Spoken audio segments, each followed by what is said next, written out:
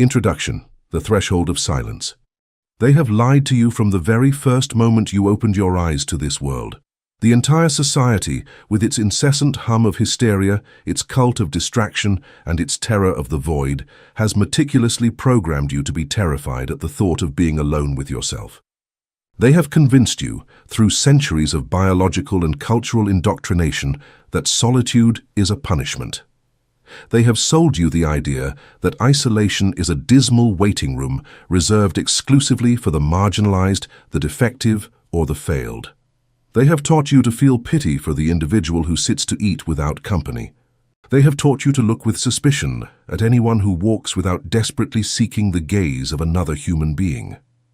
Under this doctrine of chronic weakness, isolation is presented as a synonym for abandonment, and silence is painted as an unfathomable abyss that must be filled at any cost.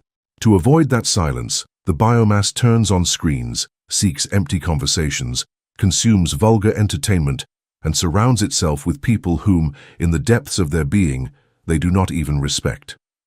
Observe that crowd that flees desperately from itself. Look at them run from one obligation to another, begging for attention. They are terrified at the mere possibility of spending a weekend alone with their own thoughts. They are not connected. They are pathetically anesthetized. They use the world's noise, others' opinions, and the constant drama of their environment as a cheap drug to avoid facing the only and terrifying truth of material existence. The truth is that we are born absolutely alone. We die in the same unfathomable solitude, and any attempt to dilute that reality in the heat of the crowd is a cowardly betrayal of our own quantum sovereignty. The universe was never forged in the middle of a noisy assembly. The empires that have resisted the passage of millennia were not designed in public squares full of unsolicited opinions. Gravity, the most immense, crushing, and absolute force in the cosmos, operates in the coldest and darkest of silences. If you are here, absorbing these lines, it is because the world's static has exhausted you. You have begun to suspect with a sacred terror that the noise of others is not nourishing you, but slowly devouring you, evaporating your vital energy and stealing the mass necessary to govern your own life. This work is a relentless invitation to abandon that network of collective cowardice. Today, you will cross the threshold of silence. You will stop seeing extreme solitude as a sentence imposed by the world to begin using it as the high physics laboratory it truly is. In the vacuum, there is absolutely nothing to fear except the unbribable reflection of your own weakness, and it is precisely that shadow that you must face alone, without shields and without excuses.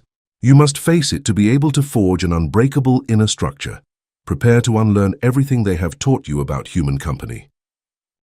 Chapter 1: Addiction to Others' Noise. The dispersion, the quantum noise. Sound, in its purest and most primitive form, is nothing more than a mechanical perturbation traveling through an elastic medium.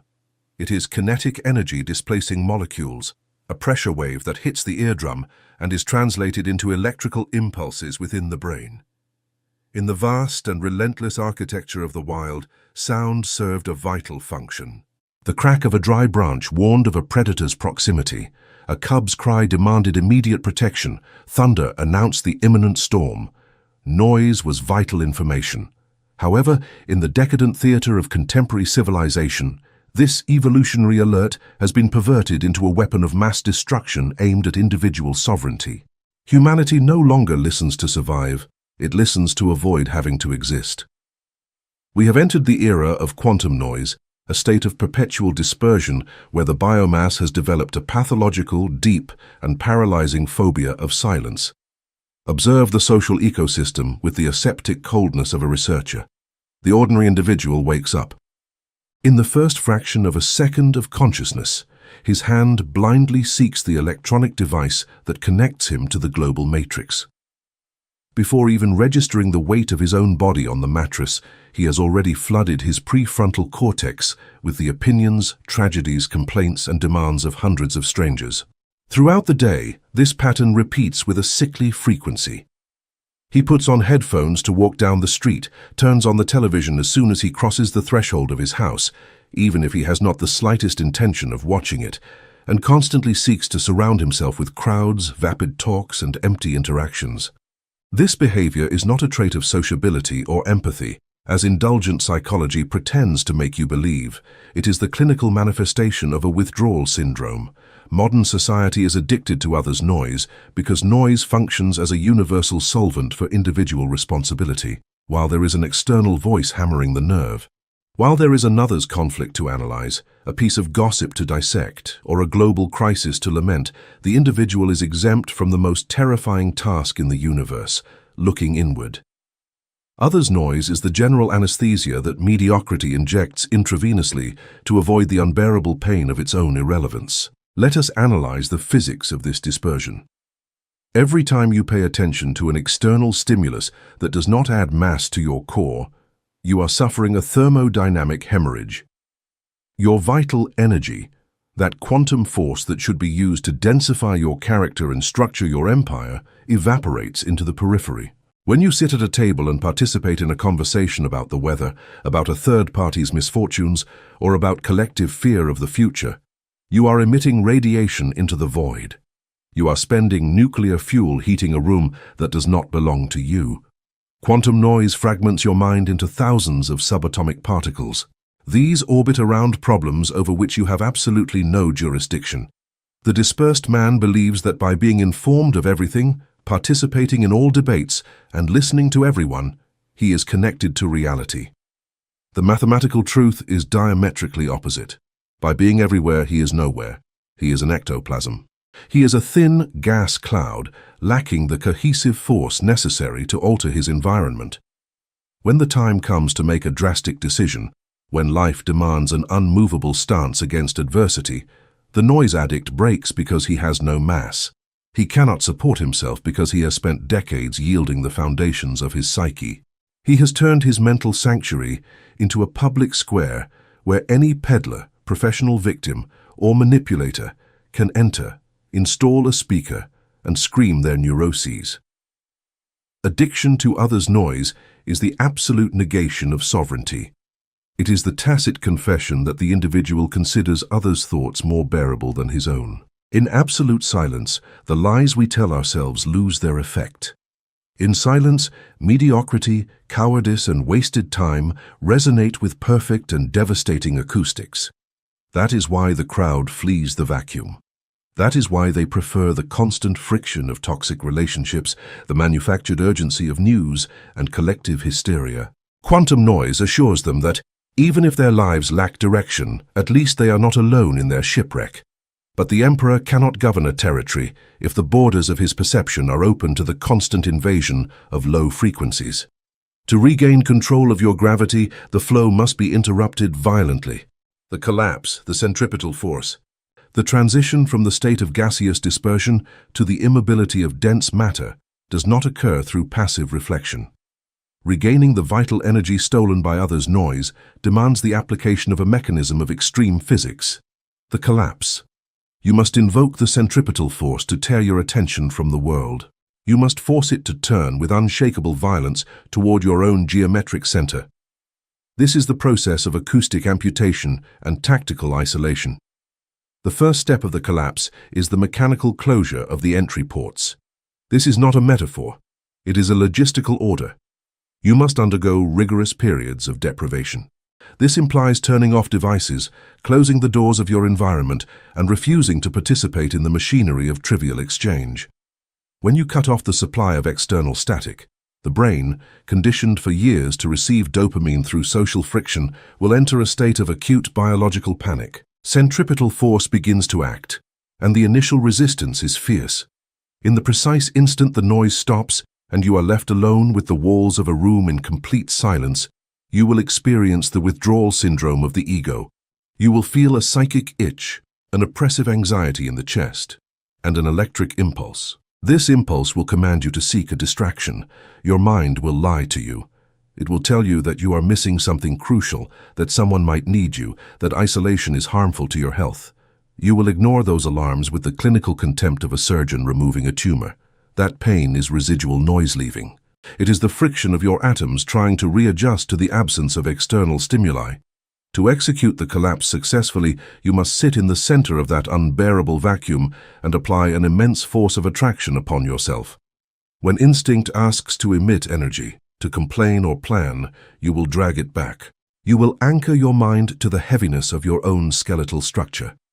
You will force your consciousness to register exclusively the pressure of gravity on your body, the mechanical movement of your diaphragm, and the dark beat of your own heart. You are generating a human-scale black hole, a gravitational sink. The centripetal force is not only applied in the solitude of your room, its true trial by fire occurs when you are forced to interact with the ecosystem. Suppose you are in a family or work environment and the biomass begins to emit its characteristic noise.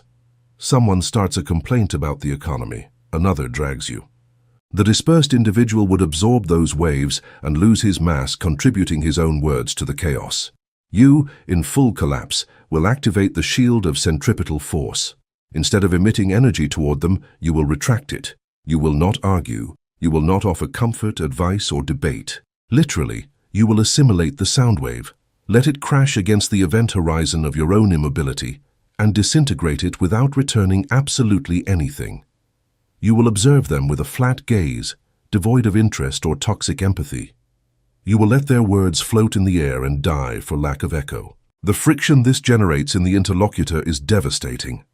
The noise addict needs you to return the ball to keep the game going. When you refuse to play, applying a heavy and scrutinizing silence, the acoustic aggressor suffocates. He realizes he is screaming at an obsidian wall. He is forced to withdraw. You have won without moving a muscle. You have applied a gravity so immense that others' noise could not reach the escape velocity necessary to alter your internal frequency. This process is exhausting initially because it requires sadistic vigilance over your own instincts. You will have to bite your tongue. You will have to swallow the bourgeois pride that demands you prove you are intelligent or right. You will have to accept that, to the eyes of the hysterical crowd, you will seem distant, cold, boring, or even arrogant. But the emperor does not negotiate his castle based on the opinions of the peasants outside. The collapse of energy toward the core is the only thermodynamic mechanism known in the physics of power to accumulate the critical mass necessary for the evolutionary leap. When you stop pouring your attention into the vacuum of others, that energy accumulates layer upon layer, densifying your spirit. The singularity, the pure presence. When the addiction to noise has been completely eradicated from your spinal cord and the centripetal force has compacted all your vital energy into a geometric point of infinite density, the transmutation is complete. You leave the battlefield of ordinary frequencies and enter the domain of thermodynamic anomaly. You have reached the singularity. You have forged pure presence.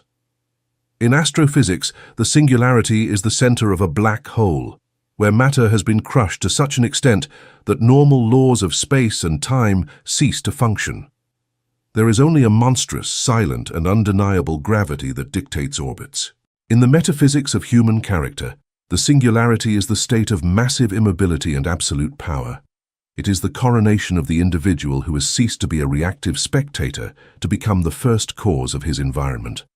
The individual operating from pure presence experiences the universe uniquely. Since he no longer needs others' noise to confirm his own existence, his peace becomes icy, unshakable, and indestructible. He has built an anechoic chamber in his own core. He can walk in the middle of the world's loudest market, and his blood pressure will not suffer the slightest variation. Noise slides off the force field of his gravity like water drops hitting the hull of a nuclear submarine submerged in the Marianas. Observe the physical impact of pure presence on human relationships.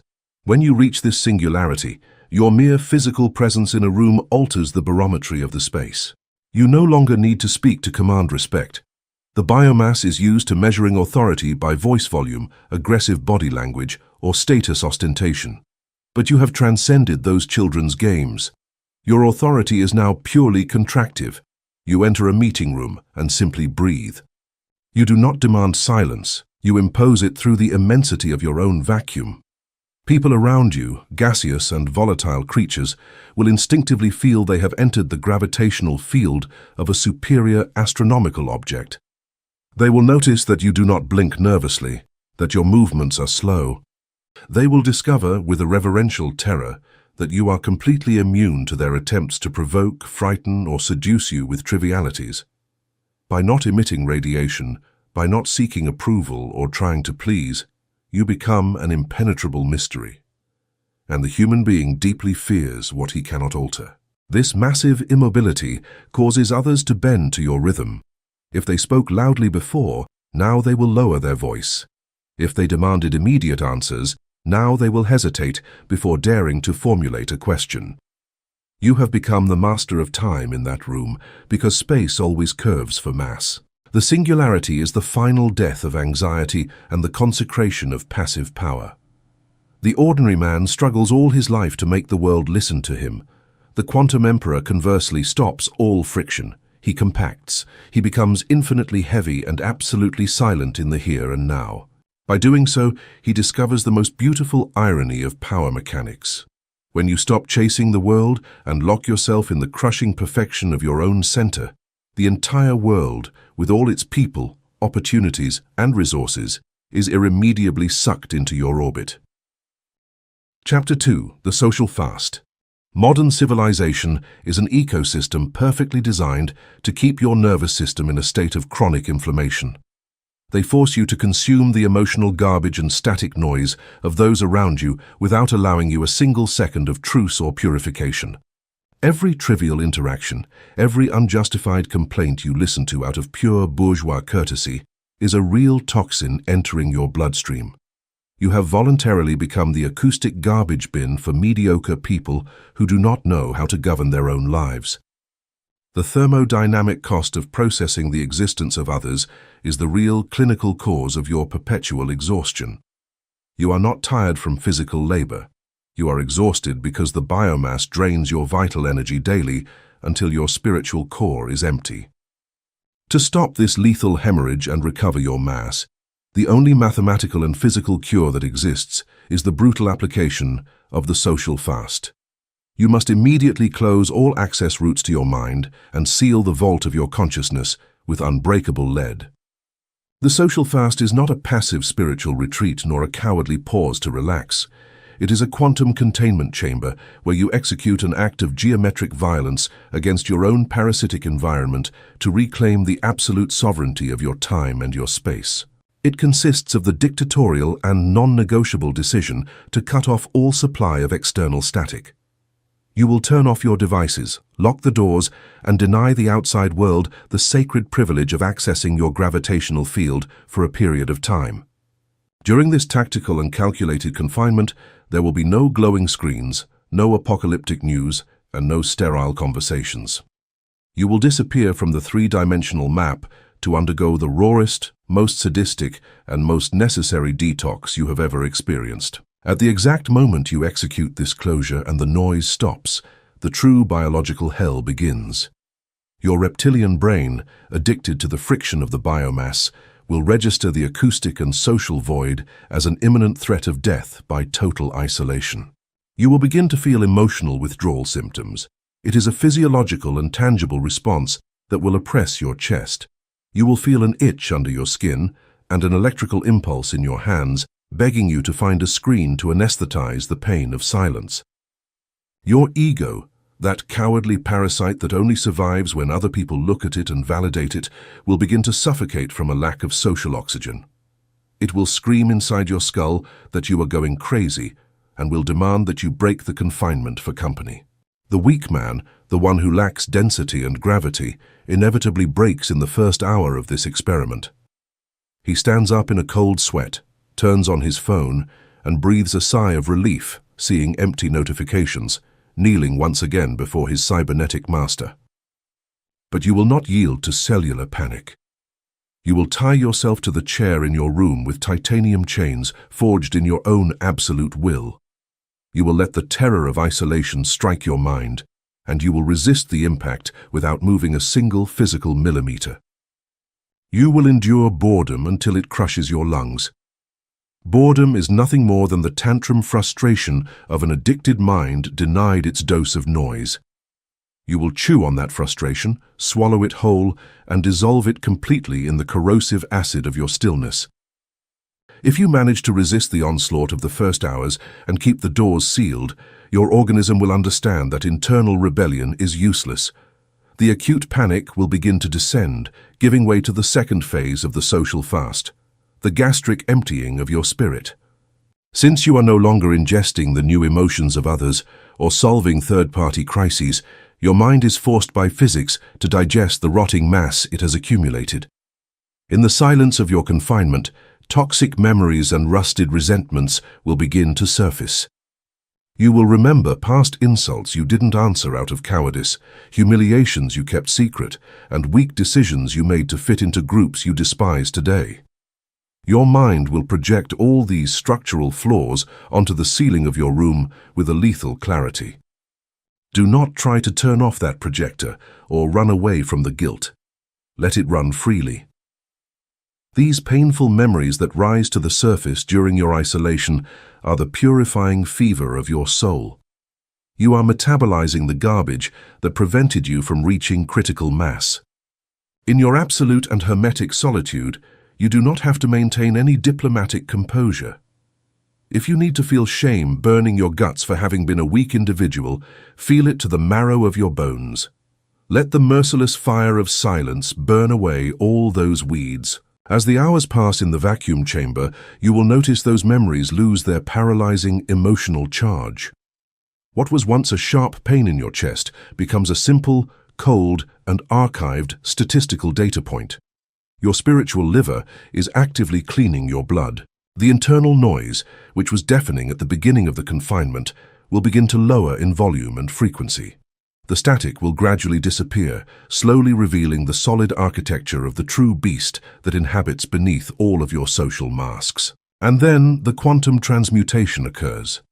Upon crossing the time barrier set for your isolation, the physics of space-time around you collapses into absolute perfection. You discover with icy astonishment that prolonged silence no longer hurts you in the slightest. Boredom evaporates completely, leaving in its place a sacred terror and a peace of astronomical magnitude. By no longer spilling your energy toward the periphery, 100% of your mental calories have been forced to retreat into your own unbreakable core. You have acquired mass. You feel the real weight of your own bones anchoring you to the ground.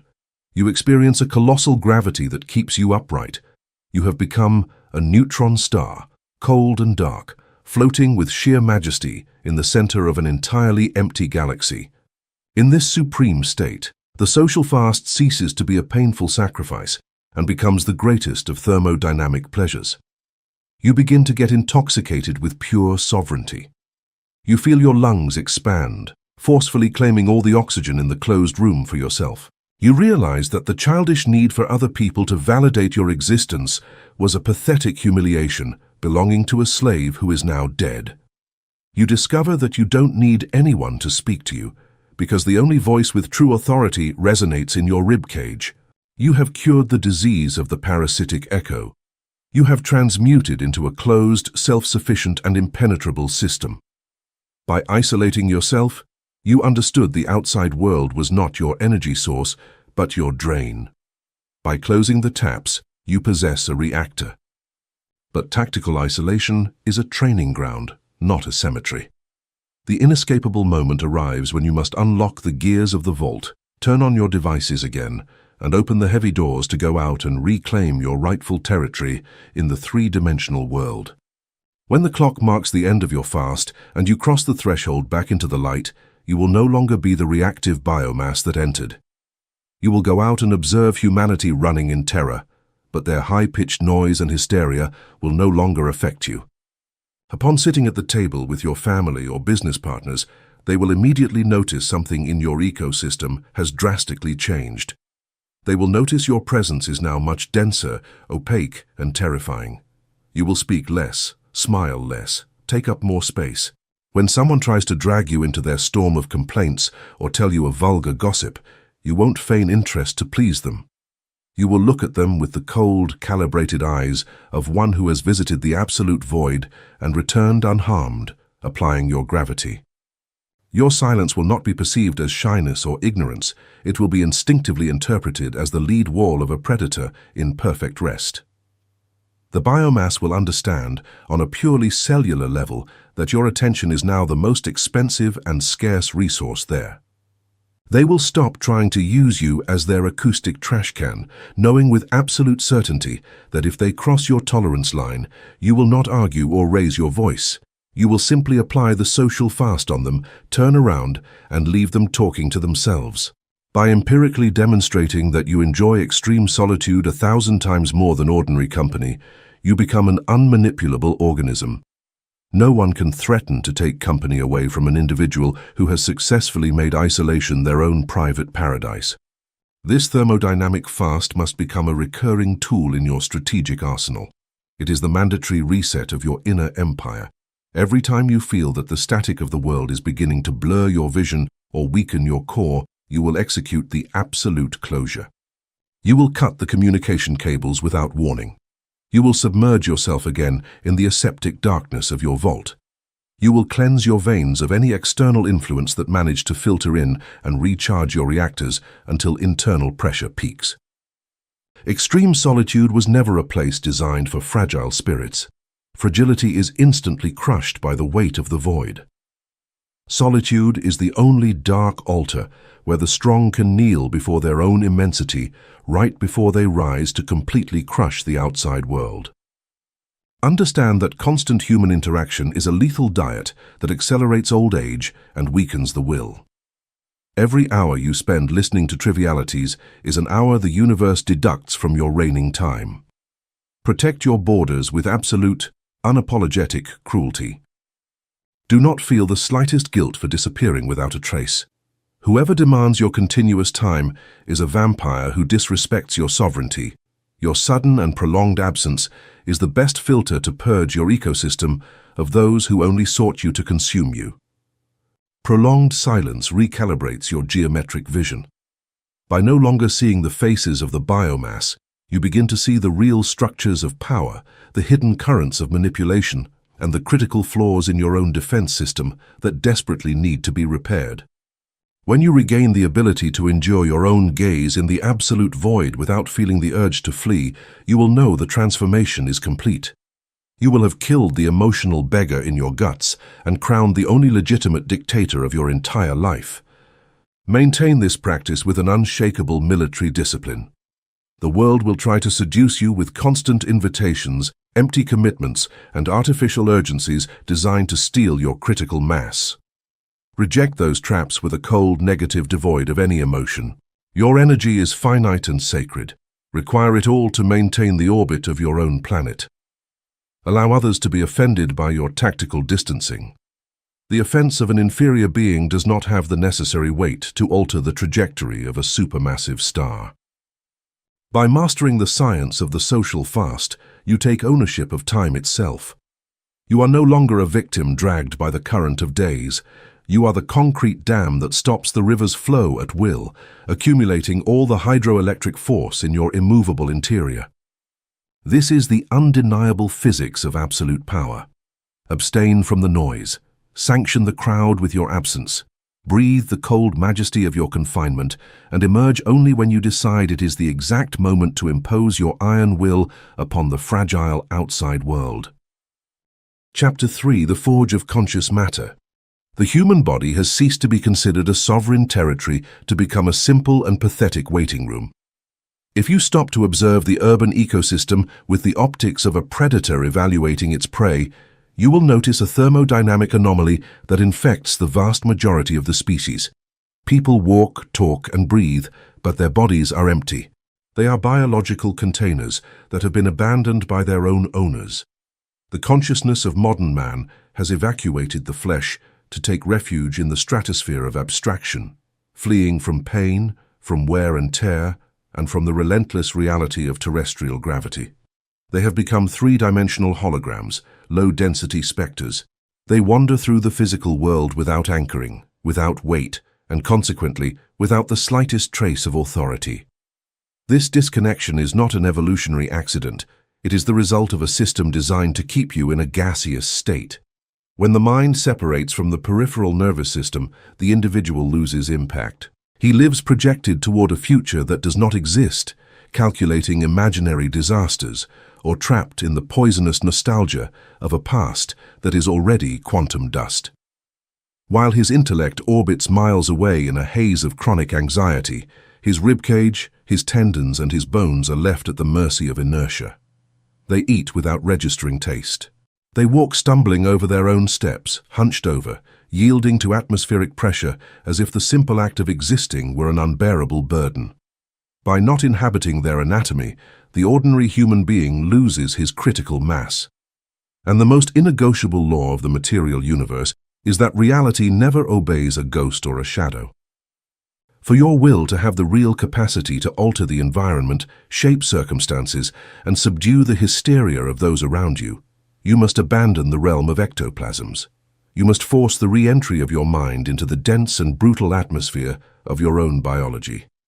This process is not a peaceful meditation or an exercise in relaxation. It is a high-velocity collision. It is the forge of conscious matter. It consists of taking your intellect, which has become fearful and evasive, and hammering it without mercy against the anvil of your skeleton until both elements melt into a single indestructible alloy. You must force your consciousness to descend from the ivory tower. You must flood every millimeter of your muscles, your veins, and your nerve endings. The execution of this forge begins with the absolute annihilation of the autopilot. Thoughtless routine is the defense mechanism used by the biomass so as not to feel the weight of its own mediocrity. You are going to destroy that mechanism now. You will do it through the tactical application of predatory slowness. From this instant on, no movement of your body will be a reflex act. If you extend your arm to open a door, you will not do it moved by the rush to get to the other side. You will stop the flow of time. You will consciously command the deltoids and triceps to contract. You will feel the friction of the cold metal of the knob against the epidermis of your hand. You will register the exact weight of the wood when pushing it. Every action, however trivial it may seem, must become an imperial decree of your will over matter. By slowing down your movements and demanding your brain process tactile information, by demanding processing in real time, you close the escape valves through which your vital energy was leaking. Anxiety requires speed and abstraction to survive. When you force your nervous system to concentrate microscopically on the geometric expansion of your diaphragm when inhaling oxygen, anxiety dies by suffocation in the core. There is no room for panic about the future when 100% of your mental calories are being used to calibrate the posture of your spine in the present millisecond. This hypervigilance over your own physicality generates a monumental internal friction. At first, you will feel deep exhaustion because your brain is addicted to gas. Your brain will rebel against the immense density that you are forcing it to process. It is in this stage of the forge where physical pain acquires a completely new dimension. Civilization has taught you to anesthetize any discomfort, to flee from joint pain, muscle fatigue, and the natural wear and tear of old age as if they were insults. But for conscious matter, pain is not a punishment. It is pure telemetry. It is tactical information of the highest value. When your knees hurt while climbing a ladder or your back protests the passage of decades, you will not emit the pathetic lament of the victim. You will use that burning in the cartilage as a titanium anchor. It anchors you to the exact coordinate of the present. Pain will empirically confirm that you are not an idea floating in the void, but a massive physical object, subject to the laws of thermodynamics. The quantum monarch smiles coldly at the discomfort of his biological container because he marvels at checking his iron will. He marvels that, despite the deterioration of the flesh, his will remains an unbreakable black steel structure that subjects the body to its designs. As you maintain this pressure on your own system, the alchemical transmutation is consummated. The dross of doubt and fear is expelled through the pores. Your mind stops being a parasite. It stops being an inhabitant in your head that dictates catastrophic scenarios and spills through your bloodstream to become the invisible armor that covers your organs. You have ceased to be a fragmented individual. Now you are conscious matter, a singular entity, dense and terrifyingly real. Impact is now inevitable. The individual who has managed to embody himself completely alters the barometry of any room he enters. Since there is no separation between what you think and the gravity of your body, you project a critical mass that the biomass cannot ignore. Observe ordinary human beings in a conflict environment. They bounce off each other. They raise their voice to compensate for their lack of weight, gesture frantically, and their eyes jump from one side to another, looking for an escape route or a sign of approval. They are high-temperature gas particles, generating much noise but no structural force. When you, turned into conscious matter, enter that same stage, you do not need to make any histrionic gesture to dominate the situation. You cross the door, and your feet are nailed to the floor with the immutability of the foundations of a skyscraper. You do not alter your breathing rate. Your presence absorbs ambient noise like a black hole devours light. Instinctively they feel the fall. Controlled by the inescapable laws of particle physics, the less dense organisms around you will feel the gravitational drop. Their voices will fade away. Their movements will lose nervousness. They will be forced to readjust their orbits so as not to collide against the obsidian wall that you have just erected by existing there. Your voice will undergo an acoustic mutation that will terrify those who were used to manipulating you. The voice of the ghost vibrates in the vocal cords, sharp and pleading. But the voice of conscious matter originates in the soles of the feet, ascends through the pelvic cavity, and exits with a sub-bass frequency. It is resonant and lethal. When you utter a word, the sound will have texture and weight. It will not be a suggestion thrown into the air to be debated. It will be a law of physics that has just been promulgated. Those who try to lie to you or extort you emotionally will crash against a gaze that no longer blinks out of insecurity. You will hold eye contact with the aseptic coldness of an industrial scanner, in no hurry to look away, letting the prolonged silence crush the adversary's lies before they leave their mouth. Society has romanticized the abstract mind and despised the body as if it were a secondary tool. That is the lie that produces slaves. Intellect without biological anchoring is a kite adrift in the middle of a hurricane.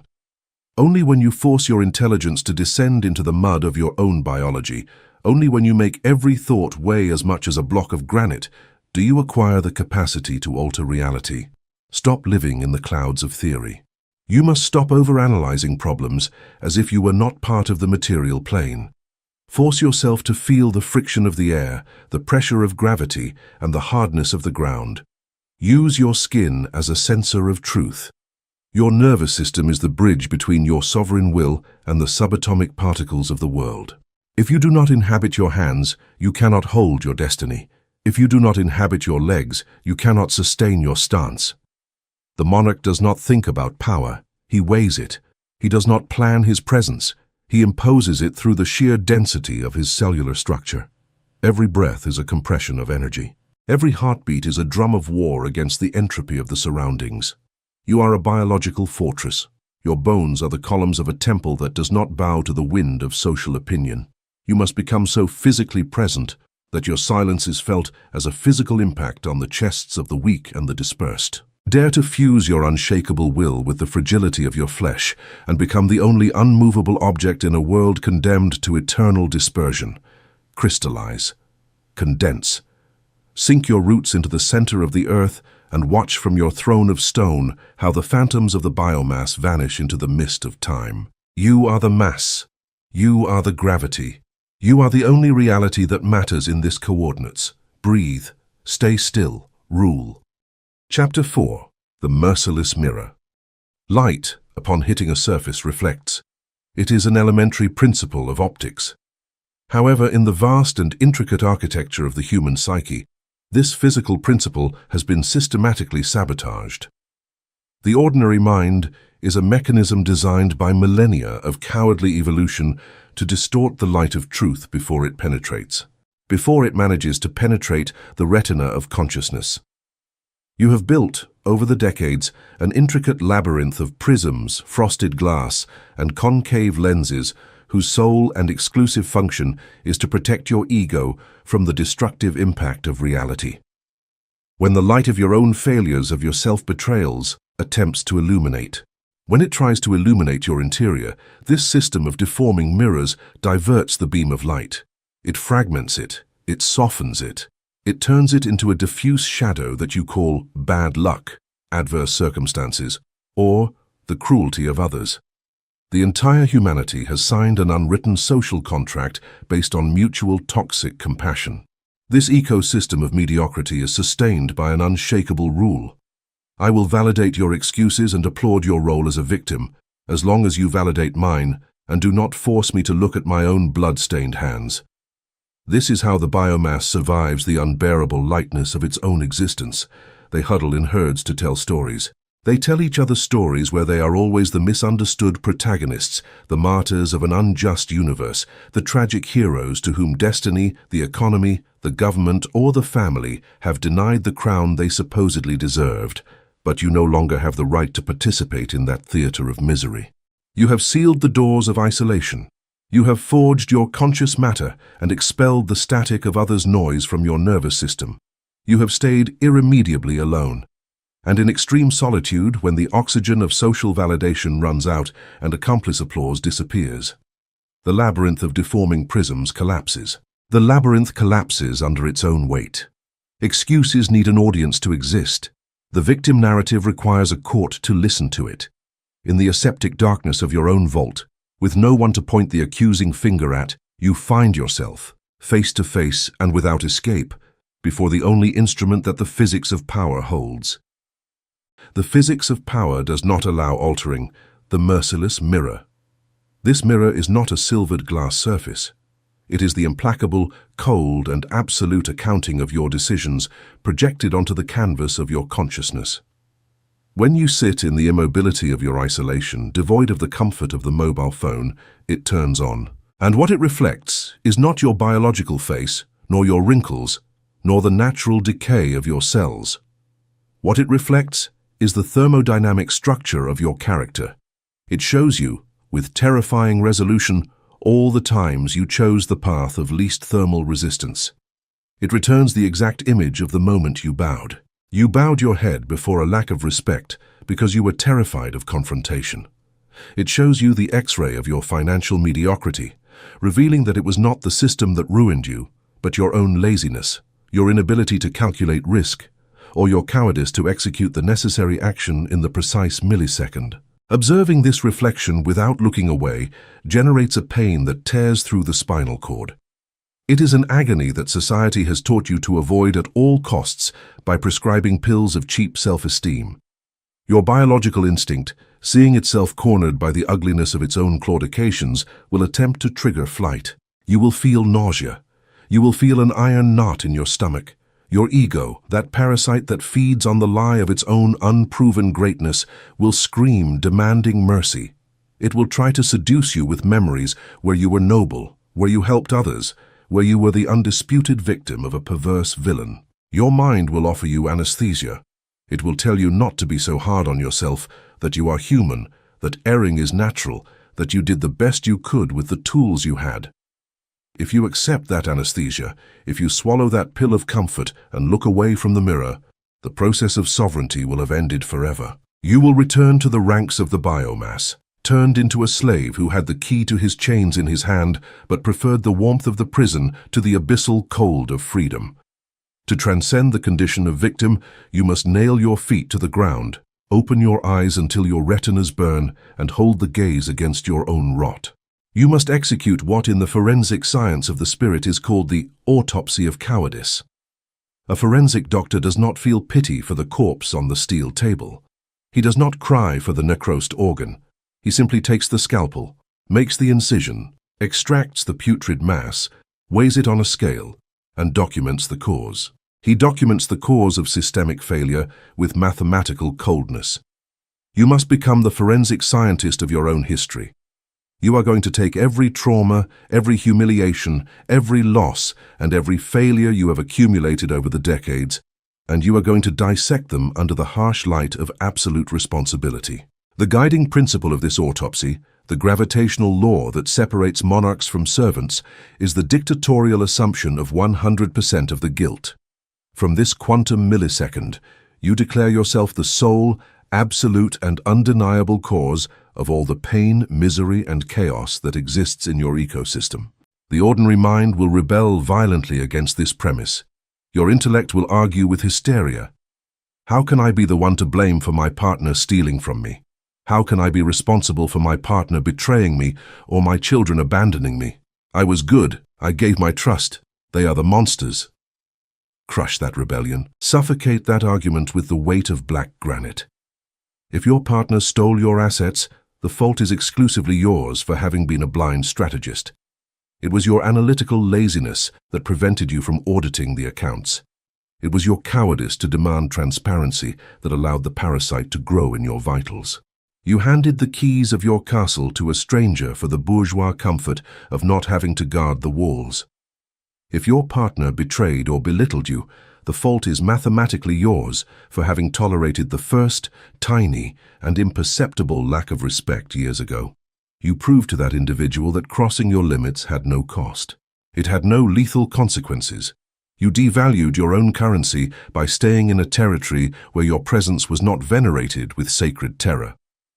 If your children disrespect you in your maturity, it is because you did not know how to forge an authority based on the density of your character, and instead tried to buy love. You tried to buy it through complacency, becoming a resource provider lacking critical mass. You are the architect of your own ruin. You designed the blueprints of your misfortune with every yes you uttered when you should have said no. You built your own dungeon with the mortar of your cowardly silences. When you force yourself, through methodical cruelty, to look at the reflection in the merciless mirror and assume this monstrous responsibility, the entire universe holds its breath. In the first few seconds, the weight of this total guilt feels like it is going to break your cervical vertebrae. Shame burns the airways.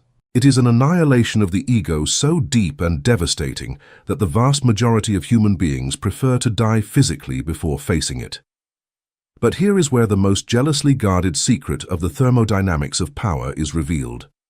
The dark knowledge that is only obtained by crossing the event horizon of voluntary suffering. The secret is, guilt and power are, in the subatomic physics of reality, exactly the same force, observed from two opposite vectors. The biomass rejects guilt because they believe guilt is a chain. They do not understand the geometry of space-time. If you are not to blame for what happens to you, then you are a passive subject. If control is in the hands of others, your destiny is sealed. You are not the driver of the vehicle. You are a passenger with hands tied in the back seat, passively waiting for the driver to decide whether to crash it against a wall or take it to safety. To yield the guilt is to yield the steering wheel, to declare oneself a victim. It is to sign a contract of perpetual slavery with the elements of the universe.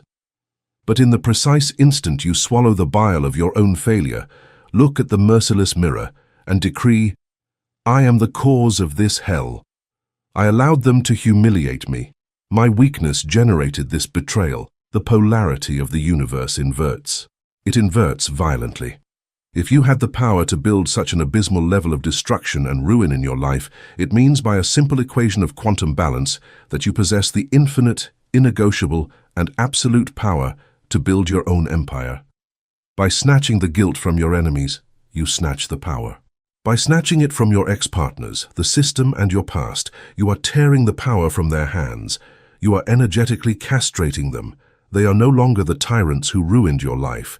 They are simply the blind instruments that you, in your old weakness, hired to destroy your own building. And you can fire them.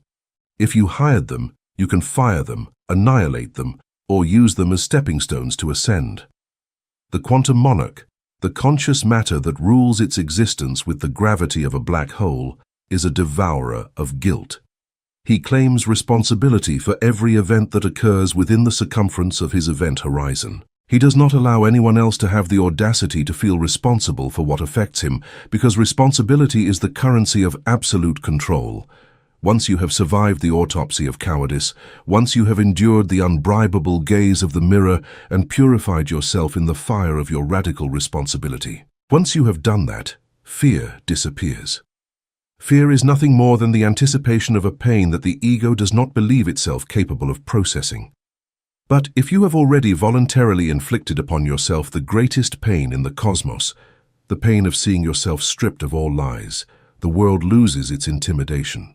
The outside world completely loses its ability to intimidate you. You become biologically, psychologically, and thermodynamically invulnerable. Imagine the titanium armor that covers the nervous system of a man or woman who has stopped fearing their own reflection. When you leave your isolation vault, you walk with weight. You walk with the heaviness of the immortals. The criticisms of the biomass, the insults of your adversaries, and the looks of disapproval from your relatives clash against your epidermis and disintegrate without a trace. How could the opinion of a mediocre human being who lives fleeing from their own shadow offend you? How could it if you have already descended to the depths of your own personal hell and looked the most fearsome monster of creation in the eye? What words could they use to humiliate you if you have already pronounced against yourself the most ruthless and brutal sentences in the silence of your confinement? You become a closed, cold, and perfect system. When the manipulator of the day tries to use your past to hurt you, when they try to remind you of your mistakes to subdue you through emotional blackmail, they will clash against an unexpugnable fortress. The blackmailer will say, "Remember what you did. You are guilty." The individual in a gaseous state, the eternal victim, would panic. He would defend himself. He would cry, justify himself, or attack back with resentment, generating the friction the manipulator needs to feed. But you, operating from the immobility of infinite gravity, will not raise your breathing rate by a single beat. You will fix your eyes on the dilated pupils of the aggressor, use silence as a blunt weapon, and with a voice devoid of all emotion, resonating from the depths of the diaphragm, you will pronounce the final decree. I know perfectly well, it was me. I built that ruin, and it is for that reason I have the power to destroy you. I have the power to destroy you if you stand in my way. Your blackmail lacks mass. Withdraw. The aggressor will collapse. His mind, designed to extort weak and fearful victims, will not be able to process the magnitude of an entity that does not flee from its own darkness, but wields it like a war mace. By assuming the totality of the guilt and stripping it of its bourgeois moralizing burden, you have turned it into pure kinetic energy. You have transformed the dross of your history into the nuclear fuel that powers your machinery of dominance. This is the climax of internal confrontation. This is the rite of initiation. It is bloody and aseptic, through which the slaves of circumstance transmute into the architects of destiny. The merciless mirror is not a divine punishment. It is the only true oracle of the universe, the optical tool that eliminates the distortion of pity and allows you to see reality as it truly is, a chessboard. It is a chessboard where pieces do not move by justice nor by morality, nor by cosmic goodness, but exclusively by the cold and implacable laws of mass, force, and gravity. Reject the comfort of the majorities. Spit on the pats on the back offered by those who wish to see you sunken in the mud of self-pity. Society wants you to be a victim because victims are predictable, docile, consumerist, and extremely easy to govern. The system fears, above all things, the sovereign individual who sits in the darkness of his room, takes the exact measure of his own monstrosity, and decides, without asking permission, to be the cause. He decides to become the first absolute and lethal cause of all his ecosystem. The forge of your power requires the sacrifice of your innocence. It demands the final death of the inner child who cries, seeking someone to save him from the monsters under the bed. You are the monster under the bed. You are the storm. You are the implacable architect of every corner of your life, from the deepest ruin to the most majestic triumph. Look at yourself in the mirror until the face of the coward disintegrates and only the cold, aseptic, destructive, and perfectly at peace gaze of the conscious matter remains. You have accepted your crown. Chapter 5. The Architecture of Inner Gravity. Gaseous dispersion, the individual's loss of mass. To grasp the physics of absolute power and character sovereignty, we must abandon the shallow explanations of conventional psychology and delve into the immutable laws of thermodynamics and celestial mechanics. The universe is not governed by good intentions or moral discourses. It is ruled by mass, density, and gravitational attraction. If you analyze the behavior of human biomass, the herd crowding cities and social networks, you will notice most operate in a gaseous state. What is the fundamental property of a gas? Its particles lack cohesion. They repel each other, moving in a chaotic, rapid, and nervous manner. A gas expands incessantly to fill every corner of the container holding it. It has volume, but it completely lacks density. A gas has no shape of its own. It adapts to the vessel that imprisons it. It can fill a room or a public square with its noise, but if you open the door, the gas dissipates into the atmosphere. It vanishes without leaving a trace or offering any resistance. In the architecture of character, the ordinary individual is an emotional gas. They enter a room and attempt to expand, to fill it with white noise. They speak fast and laugh loudly without real motive, desperately seeking the validation of those around them. They justify their decisions before being asked, and vomit opinions on every topic, from weather to geopolitics, believing that by generating sonic volume, they demonstrate presence. This is the mortal illusion, confusing volume with actual mass. To believe that because you occupy much auditory space, you are important is a thermodynamic calculation error. Quantum reality is relentless. The more you expand outward seeking attention, the thinner your core becomes. Your vital energy dilutes at the periphery. Every unnecessary word, every fake polite smile, and every desperate attempt to fit in is a leak of atoms from your own structure. You are radiating your strength into the void. A gas cannot exercise authority. A cloud of vapor cannot stop a projectile. When crisis strikes, the gaseous individual is simply pierced and dissipated by the winds of circumstance. They possess no structural integrity. They are a ghost of matter, a whisper of energy that lacks the weight required to alter the course of destiny. Thermodynamic collapse, the forging of density. To abandon this state of biological humiliation, you do not need to learn to communicate or improve your self-esteem. You need to alter your state of matter. You must subject your spirit to a hyperbaric pressure chamber. You must force thermodynamic compression. The only device capable of executing this compression at a quantum level is the extreme solitude and unassailable silence we built in previous chapters. When you undergo radical isolation and seal your vault, you activate a hydraulic press upon your psyche. Visualize the mechanics. For decades, your energy has been programmed to leak outward. You reacted to every external stimulus like an excited particle. But now, in the darkness of your isolation, you have blocked the exits. Your energy has nowhere to run. The energy of your mind, finding no escape toward the noise of others, crashes against the walls of your will and bounces violently inward. This is the thermodynamic collapse. It is a painful process because your ego, used to lightness, feels it is being crushed. The internal pressure increases. Your brain will beg for mercy. It will implore you to open your phone, to speak to someone, to emit any radiation to relieve the tension. But if you open the valves, the gas expands again, and the transmutation fails. You must remain in the center of that unbearable vacuum, swallowing your own anxiety until the particles of your consciousness are forced to fuse by pure forced proximity. This fusion is the birth of a new substance, a transition from the ethereal to the concrete. As you sustain the confinement, the distance between your thoughts is reduced. Internal friction generates a purifying heat that burns away the impurities of the need for approval. Suddenly, the gas collapses into a hyper-dense solid state.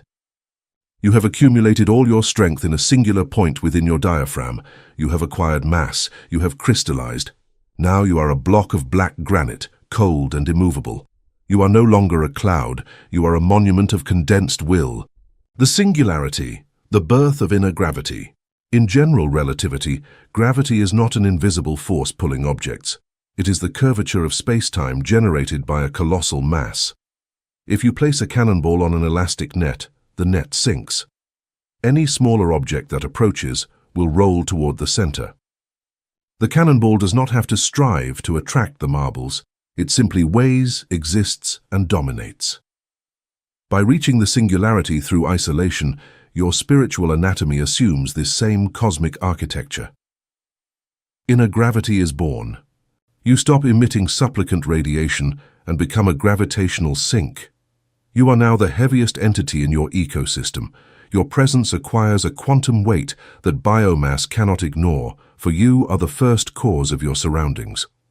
Observe the impact when you return to the three-dimensional world. You enter a boardroom or sit at the head of the family table. You no longer enter in a gaseous state. You do not seek anyone's gaze to confirm your status. You move with the heavy slowness of an orb. You sit and simply exist. Without having uttered a single syllable, social space-time begins to curve around you. The gaseous individuals around you will immediately feel the gravitational drop. Their instinct for dispersion will make them feel extremely uneasy. They will try to fill the silence you project with gossip, jokes, or trivial questions. They will try to provoke you so that you emit energy and return to low density. But you are a black hole. You absorb the sound wave and watch it disintegrate. You return a silence so dense it feels solid. Unable to bear the pressure, the biomass will be forced to orbit under your terms. They will lower their voices, slow their movements, and seek your approval instinctively, because inferior matter falls towards superior. The immutability of the monarch, the power of the void. True supremacy does not reside in the ability to speak louder or act with more violence. Violence is a caloric expense typical of the infantry. The monarch governs through tactical immobility. By forging inner gravity, you possess the ultimate weapon, non-reaction. When an adversary tries to attack you or a relative tries to blackmail you with drama, they are trying to generate friction to steal your mass. If you defend yourself, if you shout or justify yourself, you are losing density. You are returning to a gaseous state. But if you remain anchored in your core, if you observe the attack with the coldness of one watching rain behind bulletproof glass, the enemy attack finds no surface to grip. It slides into the void of your gravity and vanishes into the event horizon. The aggressor, seeing that their hurricane of fury fails to move you a single millimeter, will suffer a structural collapse. They will feel minuscule before the immensity of your calm. The shame of their own hysteria will hit them as they scream at a mountain. You have won the war without unsheathing the sword, simply by applying the unnegotiable weight of your own densified existence. This is the architecture of eternity. Absolute power is not built by adding titles or wealth. Those can be taken away. Absolute power is built inward, compressing your essence until the mere possibility of being disrespected becomes a physical impossibility. You are the immovable center, the perfect vortex. You are the anchor in a world of drifting, weightless shadows. While the external world dissolves into entropy and noise, you rest in the majesty of your inner gravity. You know that nothing in the universe has the mass sufficient to alter your orbit or disturb your infinite and sovereign silence. You are the solid law, the alchemy of the absolute beyond the event horizon. The transition from a gaseous state to a singular mass is the ultimate alchemical process. Most humans die as vapors, leaving no dent in the fabric of reality. They are mere echoes of the environment, reflections of reflections, lacking the density to leave a legacy. To possess mass is to possess destiny. When you have achieved this state, your decisions are no longer choices, but commands that reality must fulfill. The universe respects density because density implies a commitment to being that cannot be broken or diluted. This internal crystallization allows you to navigate the chaos of the modern era without being contaminated. Like a diamond that remains untouched by the mud that surrounds it, your dense core remains pristine despite the moral and intellectual decay of the herd. True freedom is not the ability to move everywhere, like a gas, but the ability to remain centered while everything else moves around you. It is the freedom of the axis, the stillness of the pole star. This is the secret of those who lead without effort. When you look into the mirror after the collapse, you will not see the same eyes. You will see a gaze that absorbs light rather than reflecting it. You will see the eyes of a predator of silence, a master of space, a being who has conquered the fear of vanishing. Your words, now rare and heavy, will carry the weight of lead. When you speak, the world will stop to listen, not because you are loud, but because each word is backed by the total mass of your integrated soul. You have become a law unto yourself. Ultimately, the architecture of gravity is the architecture of the divine within the human. It is the reclamation of the center. In the face of an entropic universe, you stand as a bastion of order, a singular point of absolute reality in a sea of illusions. Would you like me to analyze how this inner gravity concept compares to historical Stoic principles, or perhaps draft a practical exercise to initiate this thermodynamic collapse? Chapter 6. Amputating the Validation Parasite. In the depths of evolutionary biology and ecology, there is a survival dynamic that perfectly illustrates the tragedy of the modern psyche: parasitism. In this model, an organism lacking the structural density necessary to generate its own energy invades a superior host. The invader adheres to the bloodstream or nervous system. It contributes absolutely nothing to the ecosystem it inhabits. Its only thermodynamic function is to drain, consume, and vampirize the caloric reserves of its victim until leaving it exhausted. The lethal success of this organism lies in its ability to secrete toxins that deceive the host's brain into believing it is natural. The host believes the parasite's presence is a natural extension of its own body, and that its eradication would be fatal. If we translate this implacable mechanic to the plane of the mental architecture, we discover the chronic disease that plagues the human species. The vast majority of the biomass is infected in a terminal phase. They are infected by the most voracious psychological microorganism in the material universe, the parasite of external validation. An invisible entity that is not detected in medical scans, but that devours the individual's critical mass, dilutes their inner gravity, and turns them into a reactionary puppet that bleeds energy. Contemporary society, structured on fragility and gregariousness, has trained its citizens to protect this parasite. They have taught them to call it by seductive names like need for belonging, desire to be loved, or social empathy. They have disguised an anomaly that devours sovereignty with virtuous clothing. They have convinced you that seeking the incessant approval of your family lineage, begging for the applause of your business partners, or pursuing the digital recognition of a crowd of strangers is an indispensable biological requirement. The physics of absolute power rejects this illusion with an unnegotiable disgust. The desire for validation is not a sign of sensitivity. It is the clinical confession of a very serious structural failure in the walls of your internal reactor. It is the irrefutable proof that you have failed to consolidate yourself as a thermodynamically closed system.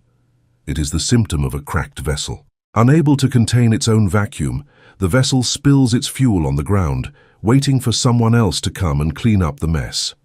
Observe the ecosystem of your own mind with the aseptic coldness of a surgeon. Trace back to your hours of crisis or the moments preceding your most transcendental decisions.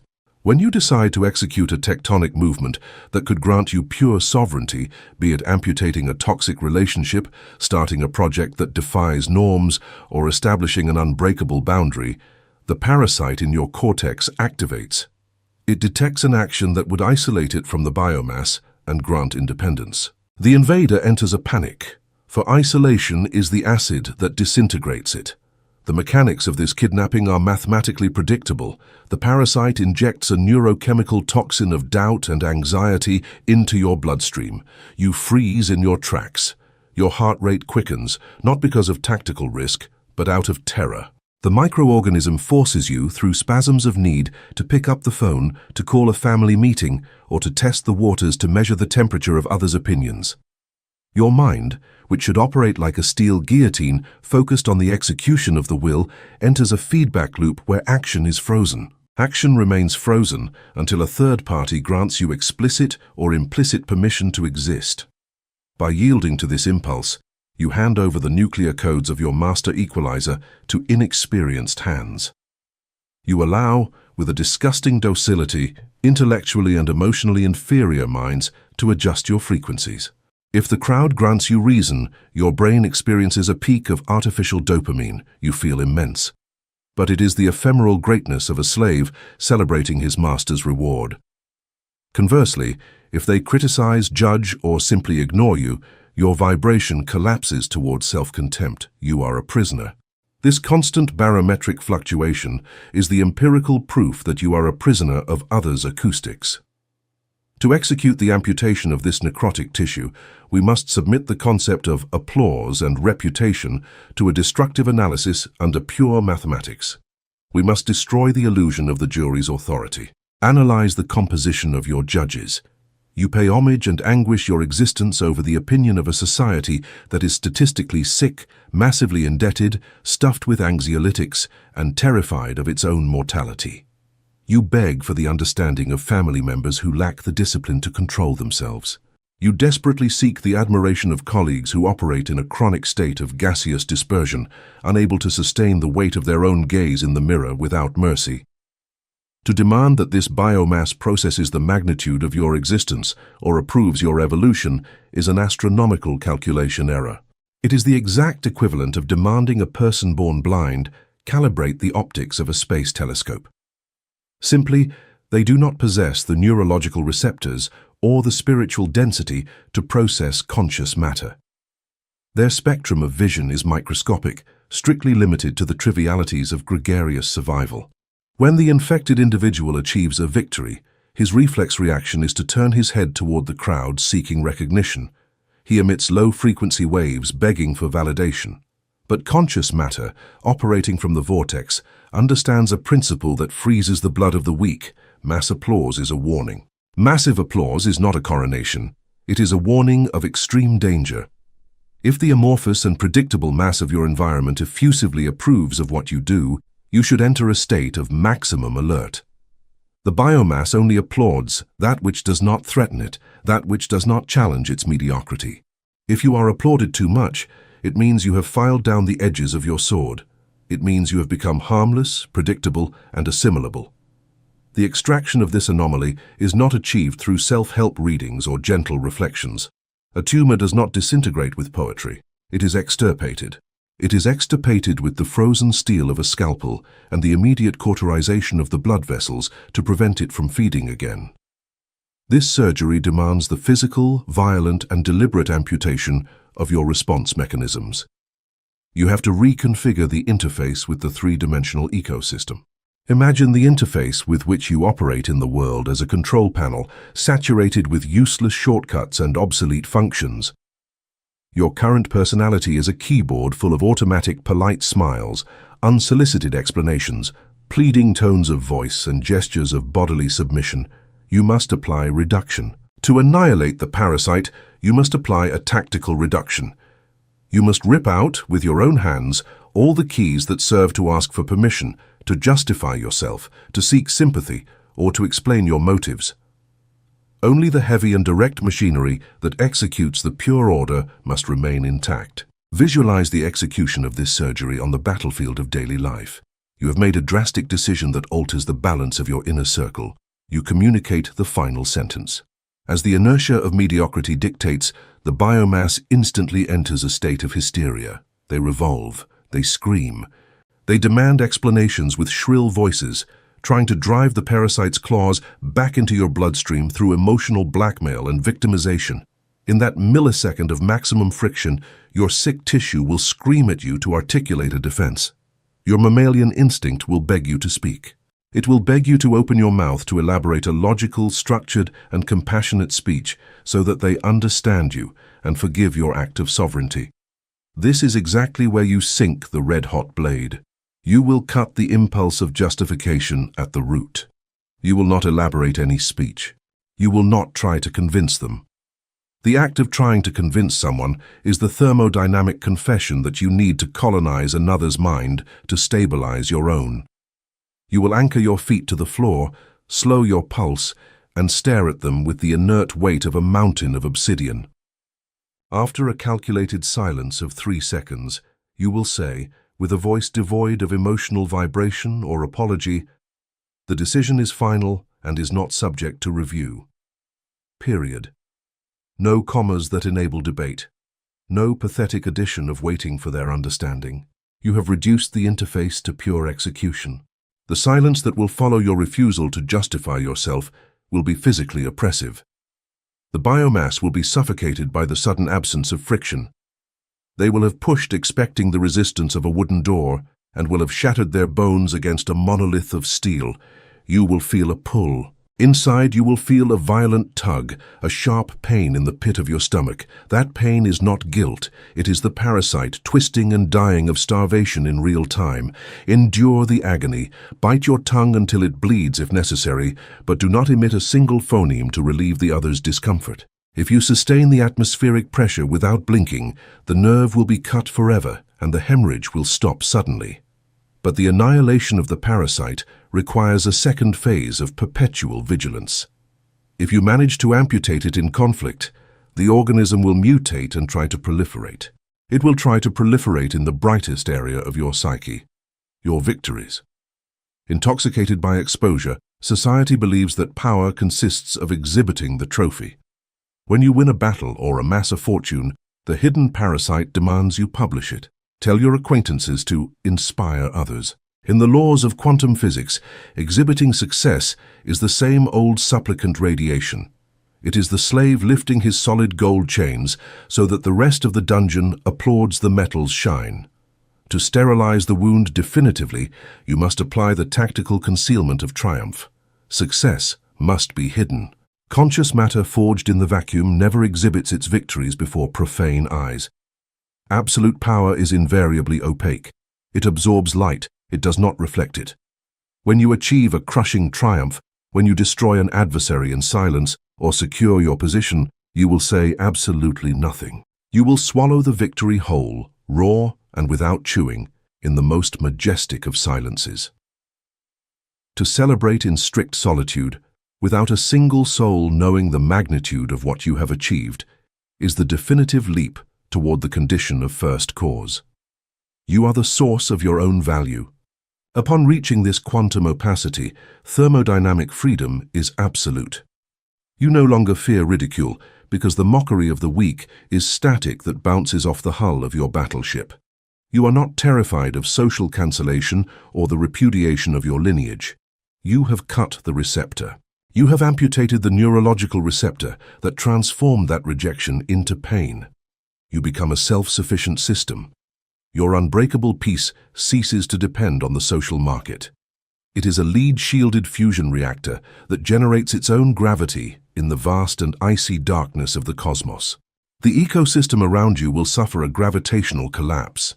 They will notice your success and your immutability in the face of chaos, but seeing that you make no effort to claim their worship, they will enter a state of reverential terror. They will understand that their applause is biologically useless.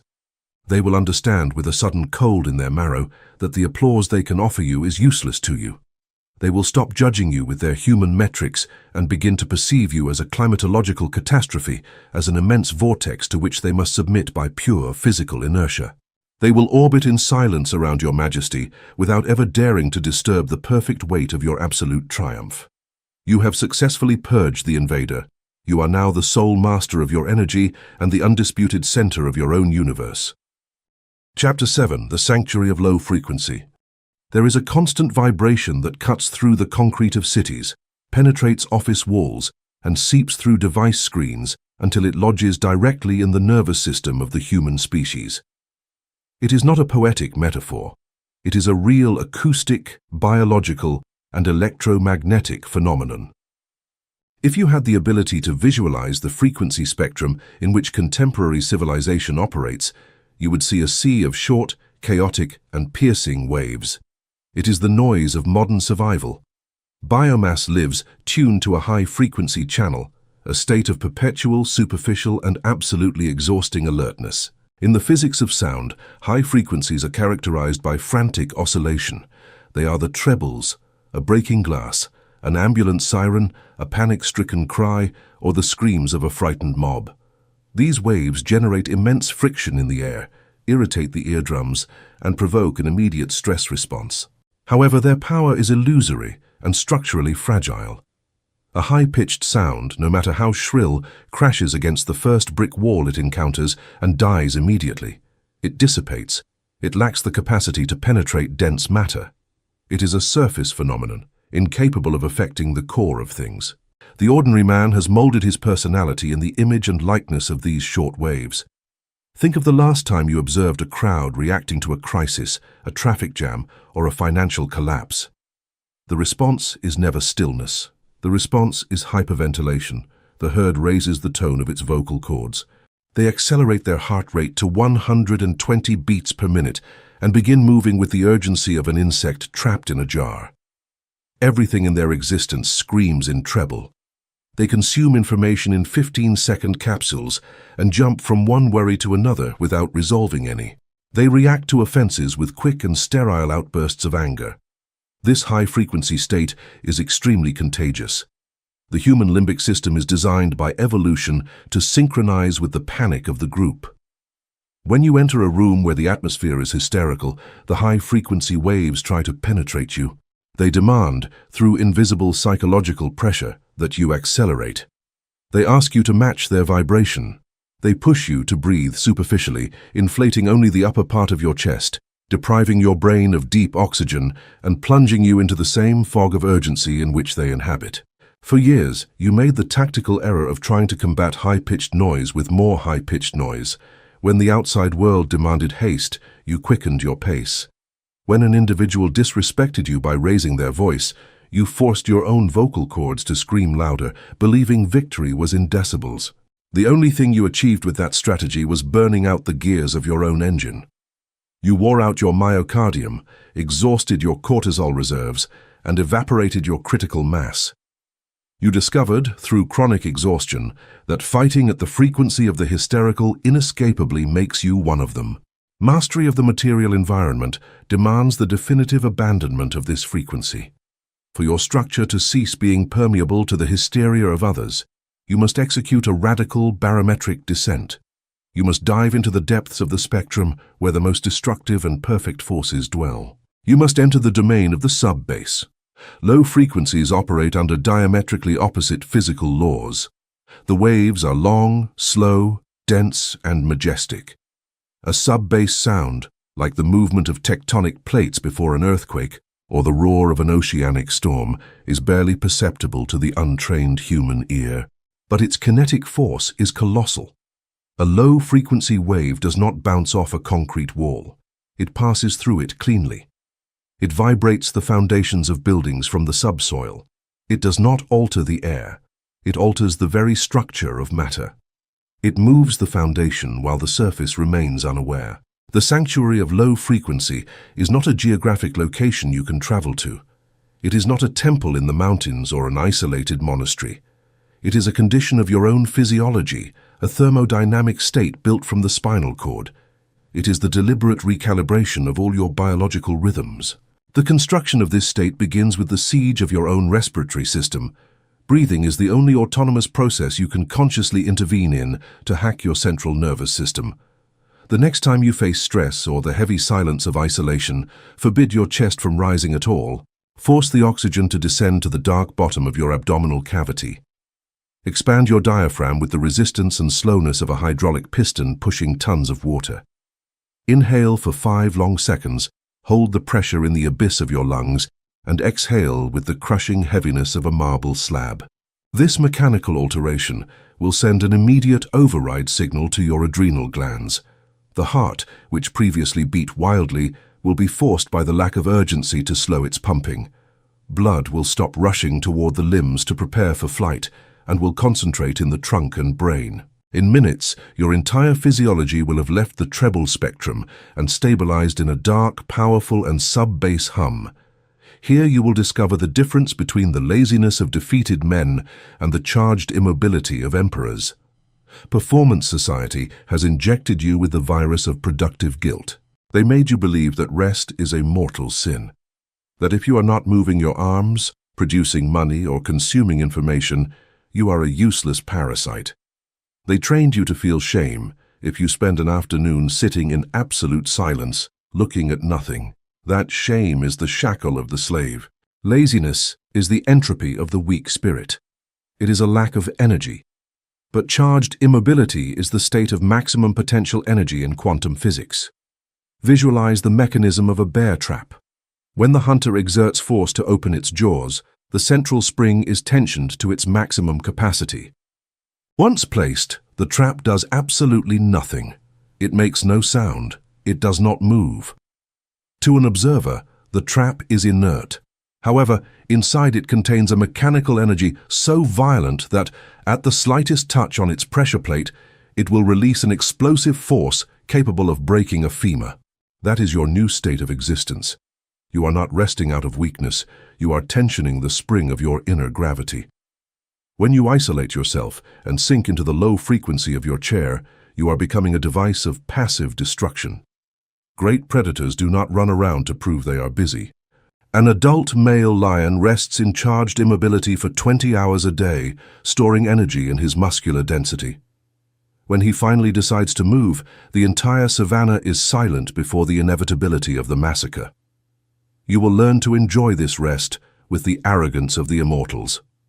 You will reclaim your cosmic right to be useless and unproductive for anyone who does not contribute mass to your core. Because only the subject needs to justify his existence by proving he is working, the monarch justifies his right to exist simply by the gravitational space his body occupies. The true shielding of sub-bass frequency is not tested in the silence of your room. That is only the charging phase. The test of the armor occurs in the trench of reality, in the millisecond when the biomass attempts to penetrate your defenses with a manufactured crisis or social noise. The situation is mathematically predictable. You will be in your state of charged immobility. Your pulse will be stabilized. Your breathing deep and icy. Suddenly, an acoustic invasion. A family member or employee bursts into the room vibrating in maximum hysteria, bringing the treble screech of panic. A disaster has happened. You have to do something. Everything will be ruined if we don't move now. They will shout inches from your face, demanding you absorb their wave. The mammal instinct would have ordered you to jump up and match their rhythm, but you are now made of molten lead. You will activate the sanctuary filter. The biomass expects friction. It expects your wave to bounce back. You will offer them the abyss instead. You will not move a single facial muscle. You will maintain the tectonic slowness of your breathing without allowing the shout to alter your diaphragm. Let the hysteria crash into the crushing atmospheric pressure of your calm. Use the technique of acoustic suffocation. When a high, short, and fragile frequency collides with a massive low-frequency wave, the short wave cannot alter the grave one. The sub-bass suffocates and absorbs the treble. The panicking individual will discover their screams generate no echo. They will discover, with a terror that chills their blood, that their tragedy is biologically indifferent to you. You will observe them with a flat, dead gaze, devoid of the slightest bourgeois empathy or shared panic. When you decide to respond, you will not do it to calm them. You will do it to subject them to your own time. You will use a voice 1 octave deeper than usual at half your normal speed. Each syllable will weigh a kilogram. You are going to lower your voice. You will explain the facts in order. The neurological short circuit this generates in the aggressor is devastating. By being deprived of emotional friction, the individual will experience the collapse of their own argument.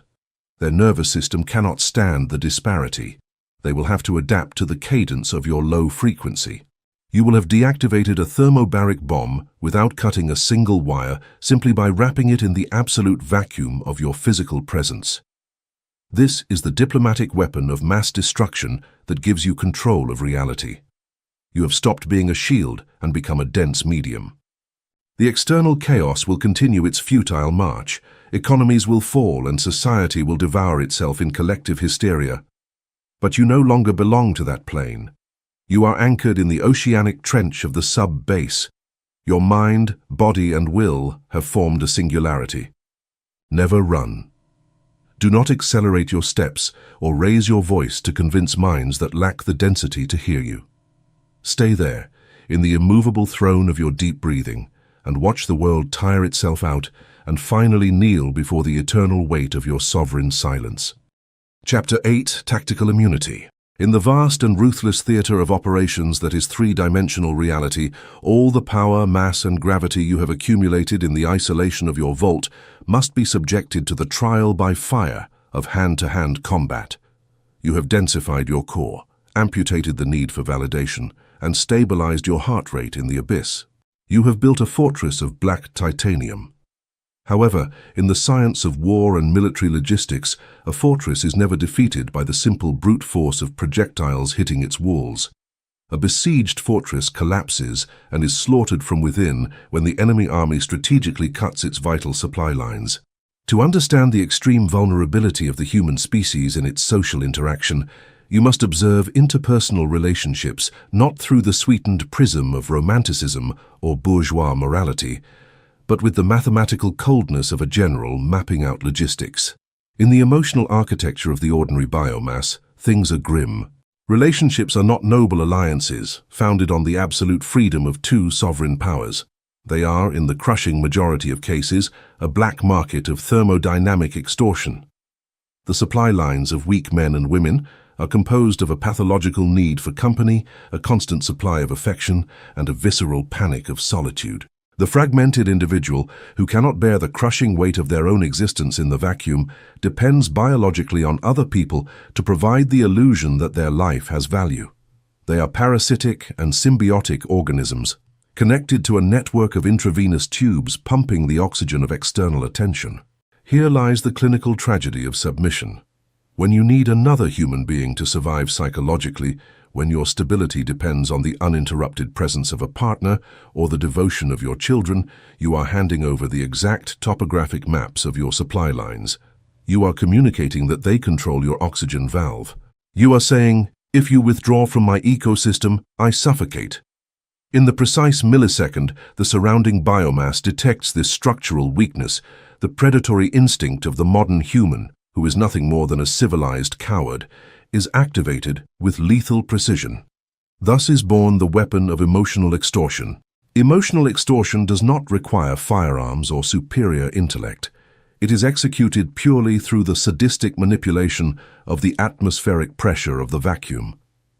The extortionist, who may share your bed or your board table, has calibrated your phobia of isolation. They have scanned you and detected that you tremble at the idea of silence. Consequently, their intercontinental ballistic missile, their supreme threat, is tactical withdrawal. It is the threat of abandonment. Observe the aseptic mechanics of this extortion during an ordinary dispute. A conflict of interests occurs. You attempt, in a fleeting burst of dignity, to establish a boundary or reclaim territory. The manipulator, cornered by logic or your attempt at rebellion, does not negotiate. They do not argue with empirical data. They simply unsheathe their siege weapon. They drastically alter the emotional temperature of the room. They apply the punishment of silence. They withdraw eye contact, words, and warmth. In the terminal phase of their attack, they detonate the explosive charge by pronouncing the lethal phrase directly or veiled. If you continue with this attitude, "I'm leaving," you are going to be left absolutely alone. What happens to the anatomy of the gaseous individual upon this detonation? A total systemic collapse. The weak man, terrified by the imminence of the isolation chamber, enters a state of acute physiological panic. His reptilian brain visualizes the abyss of loneliness and experiences a paralyzing vertigo. Adrenal glands pump cortisol at a frantic rate. He imagines himself aging in a gloomy house with no one to validate his memory. Under the unbearable pressure of this induced terror, the victim surrenders the fortress without firing a single shot. He capitulates. He lowers his head, undoes his demands, apologizes for having tried to defend his sovereignty, and hands over absolute control in exchange for the extortionist not cutting the supply line. The slave chooses, voluntarily and humiliatingly, the tyranny of mistreatment over facing the sacred and icy terror of absolute freedom in the desert. From that fateful day, the manipulator knows they have domesticated the beast. They know they control the equalizers of your nervous system. You will crawl back to your cage. But you, who have passed through the forge of conscious matter, no longer belong to that fragile species. You have voluntarily descended into the oceanic trenches of extreme solitude. You have tied yourself to the anvil of the acoustic vacuum and discovered that social deprivation does not kill you. It densifies you. You have metabolized the pain of isolation into nuclear fuel, and it is exactly at this space-time coordinate where the most destructive superpower of the quantum monarch emerges: tactical immunity. This is the physical and mathematical result of having conquered, colonized, and paved your own personal hell. Since you have descended into isolation tactically, since you have stoically endured the withdrawal symptoms of social validation and emerged unscathed, since you have verified that an inexhaustible atomic power resides in your vault, the threat of abandonment instantly loses all thermodynamic value. It becomes a blank round. How does an adversary intend to terrify a creature with darkness when that creature was born, raised, and crowned in the heart of the abyss? How does a manipulator intend to suffocate an organism that has learned to synthesize its own oxygen in the vacuum of outer space? They are firing at a ghost of their own making. When the emotional extortionist looks you in the eye and slides the threat of leaving you alone, they assume they are pushing you toward a precipice of unbearable agony. They lack the intellectual capacity to understand that the solitude they threaten you with is, in fact, your sanctuary of low frequency. They are threatening to send you back to your own winter palace. They are punishing you with paradise. To possess tactical immunity means your supply lines are internally armored and buried under miles of solid granite. You no longer need to import oxygen because you have self-sufficient fusion reactors in your spirit. If the enemy army cuts the external routes of affection, your fortress does not suffer half a degree of thermal variation. This geometric invulnerability gives you a brutal advantage over the rest of humanity. When you need absolutely nothing from anyone, no one possesses an Archimedes lever long enough to move you.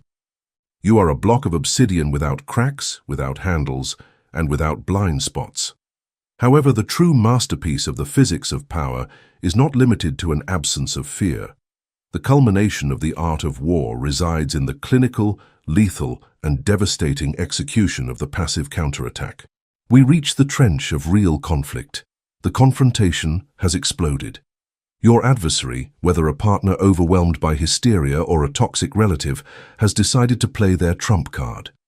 They have raised the frequency of the room and pronounced the sentence, "I can't stand this. If you don't change, I'm leaving." The aggressor, conditioned by decades of victories over gaseous individuals, stands still waiting for your reaction. Their master plan requires, by laws of mechanical physics, that you offer friction. They expect their words to hit a wall of fear. They expect your pupils to dilate and for you to beg them to stay. They expect you to become the surface against which their threat can bounce, generating the kinetic drama necessary to negotiate your surrender from a position of absolute supremacy. But you are operating from the immensity of charged immobility. You will not offer a single square millimeter of friction. You are going to execute the open door protocol. In the exact millisecond the threat of abandonment is launched, you will apply the acoustic and barometric vacuum. You will not raise an eyebrow. You will not alter the sub-bass frequency of your breathing. You will fix your gaze directly on the manipulator. Instead of trying to stop their departure, you are going to accelerate it. You will eliminate all resistance in their escape route. You will raise a hand with the heavy, calculated cadence of a tectonic plate. You will point with geometric precision toward the exit door and pronounce words that weigh like forged steel. The door is not locked. Have an excellent and definitive journey. Immediately after the ballistic impact of this phrase, you will execute the move of final annihilation. You will turn around, withdrawing your visual field, the most expensive energy resource in the room, and you will return to your book or coffee. You continue with your existence exactly at the point where you were interrupted, as if the extortionist had already disintegrated and vanished from the physical plane. Let us analyze the atomic physics of the devastation that just occurred. The manipulator fired their weapon, but the missile did not hit a wall. It passed through the vacuum of your tactical immunity and continued into nothingness. Finding no resistance or plea, the inertia of the attack violently unbalances the aggressor. The thermodynamic shock suffered by the mind of the biomass is described as an ego collapse due to gravitational suffocation. The extortionist discovers, with a biological terror that freezes the blood in their veins, that their supreme weapon is a piece of useless scrap metal. They discover they do not have you hostage. They discover that when they threatened to withdraw their presence, you facilitated the logistics of their exile. Here is revealed the most pathetic paradox of blackmail. The individual who threatens to leave is, in 99% of cases, the organism most terrified of solitude. The manipulator never had the real intention of leaving. Their only objective was to use the threat as a whip to domesticate you. But by opening the door wide, you have snatched the whip from their hands and given them a one-way ticket to the frozen wasteland of isolation they so fear. Watch how their structure crumbles. The aggressor will stand paralyzed. Their breathing will flutter in a high-frequency pattern. They feel the ridicule. Their reptilian brain will short-circuit upon realizing they just declared war on a leviathan of conscious matter who does not flinch at isolation. They will try to find a desperate excuse not to cross that door. Perhaps they will change their aggressive tone to one of victimization or start crying to find an entry. You will maintain charged immobility. You will not speak. You will let them suffocate slowly in the atmospheric pressure of the brutal silence you have imposed. If the individual finally gathers the pride to cross the door, you will have achieved a surgical cleaning of your ecosystem. A parasite is gone. The entropy of the universe will reward you by returning the absolute sovereignty of your resources. You will have won by aseptic extraction. But if the aggressor cowards out, stays in the room, and withdraws their threat, the tactical victory is infinitely more devastating and permanent for your future. Because from that quantum millisecond, the hierarchy of the pack has been rewritten and carved in stone with fire. They will know that they lack all power over your will. They will know that you are biologically and psychologically ready to press the button of social annihilation without your pulse altering.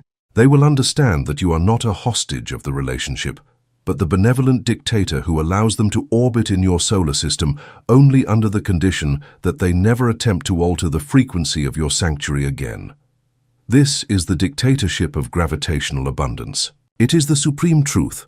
The greatest negotiating power in the material universe is not held by the one with the most money or allies, but by the one who is physically and thermodynamically ready to get up from the table at any second, turn their back, and walk into the darkness without looking back.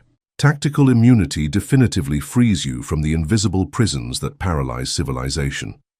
When you no longer fear abandonment, your love is purified.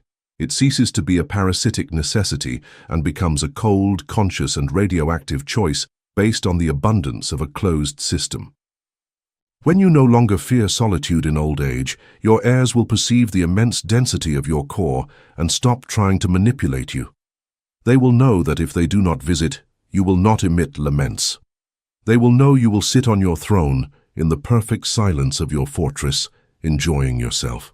It will be precisely that sacred terror, that absolute respect for your invulnerability, which will force them, dragged by the inertia of your monumental gravity, to return and submit to your laws.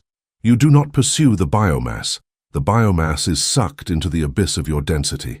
Assume the posture of the monarch. Dare to point the exit door to any organism that dares to threaten your peace and govern your ecosystem with the icy, lethal, and absolute tranquility of one who knows that the empire of their own mind can never be besieged.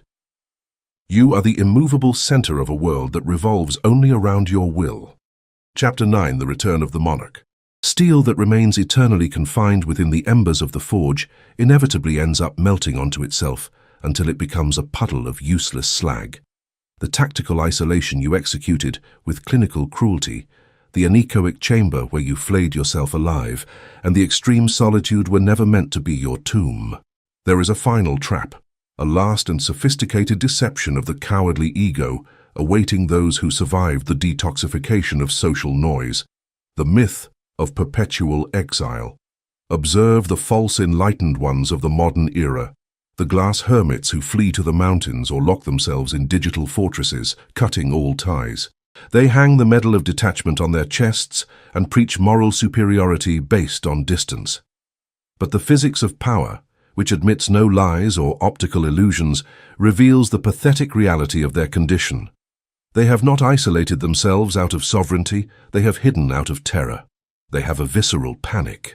They are paralyzed by the friction of the biomass. They are structurally fragile before criticism or conflict. They prefer the total amputation of their reality rather than assuming the responsibility of dominating it. Their silence is not the majestic and lethal silence of a nuclear reactor. It is the sterile silence of a cemetery.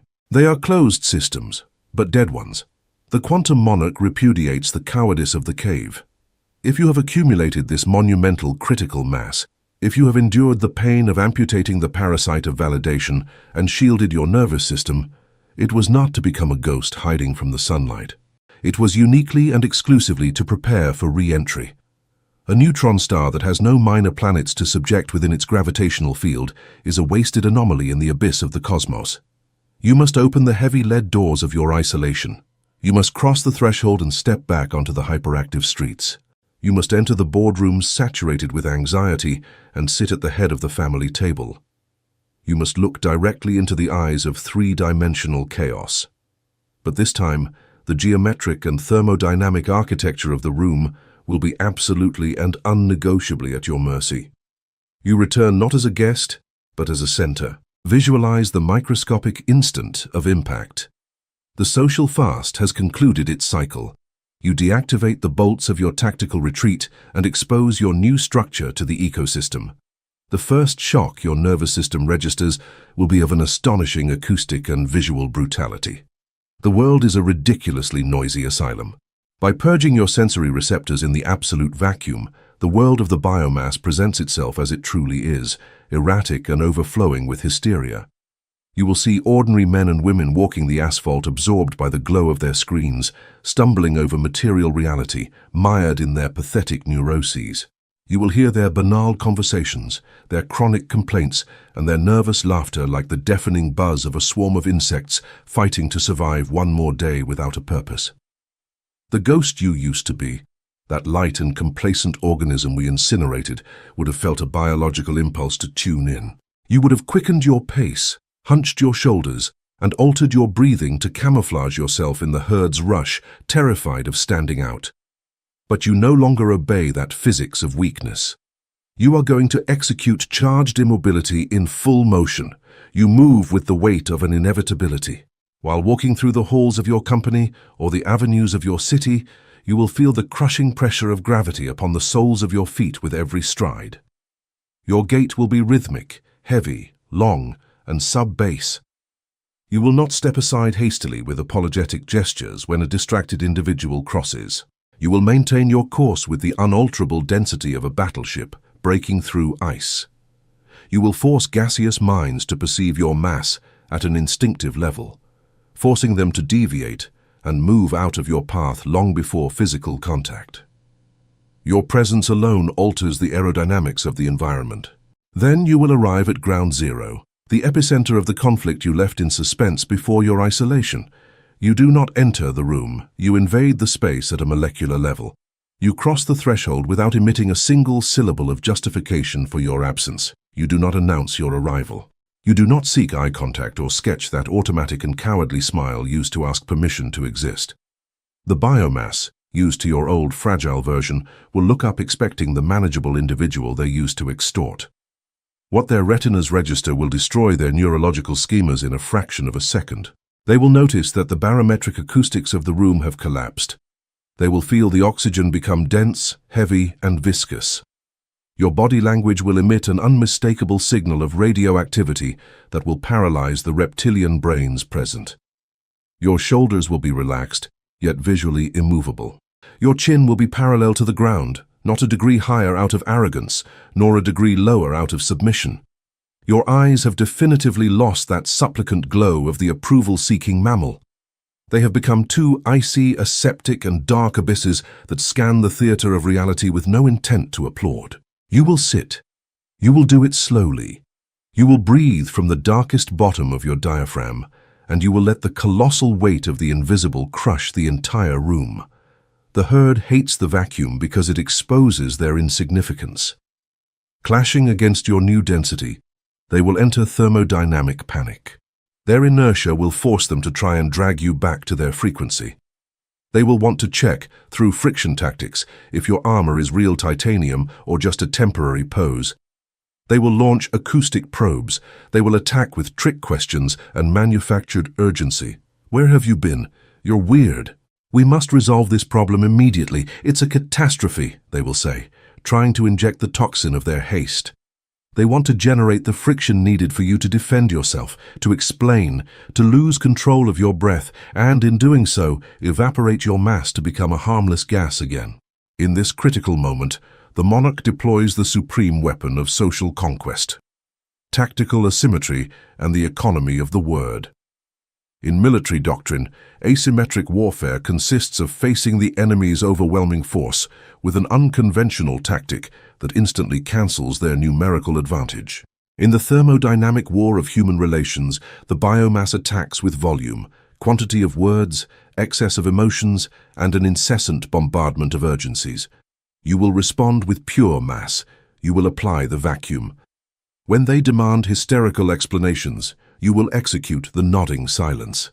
You will count 3 full, heavy seconds in your mind, allowing the anxiety of your interlocutors to bounce uselessly against the walls.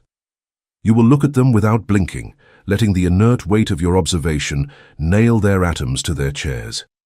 You will use 10% of the words an ordinary man uses. If a partner or relative claims, "You left me alone with this crisis, you are irresponsible, it seems you don't care," your old instinct would have dictated a defensive response.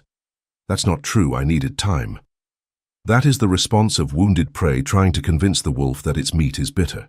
You, operating from the unassailable fortress of your low frequency, will say, "The problem is in your area. Resolve it." 6 words, emitted from the depths of the pelvic cavity, without raising volume, without a vibration of anger, with the irreversible coldness of a guillotine. Then you sink back into silence. The physical impact of this tactical asymmetry is the total devastation of the attacker's psyche. By refusing to deliver a defense speech, by depriving them of the oxygen of argument, you extinguish their fire by instant suffocation.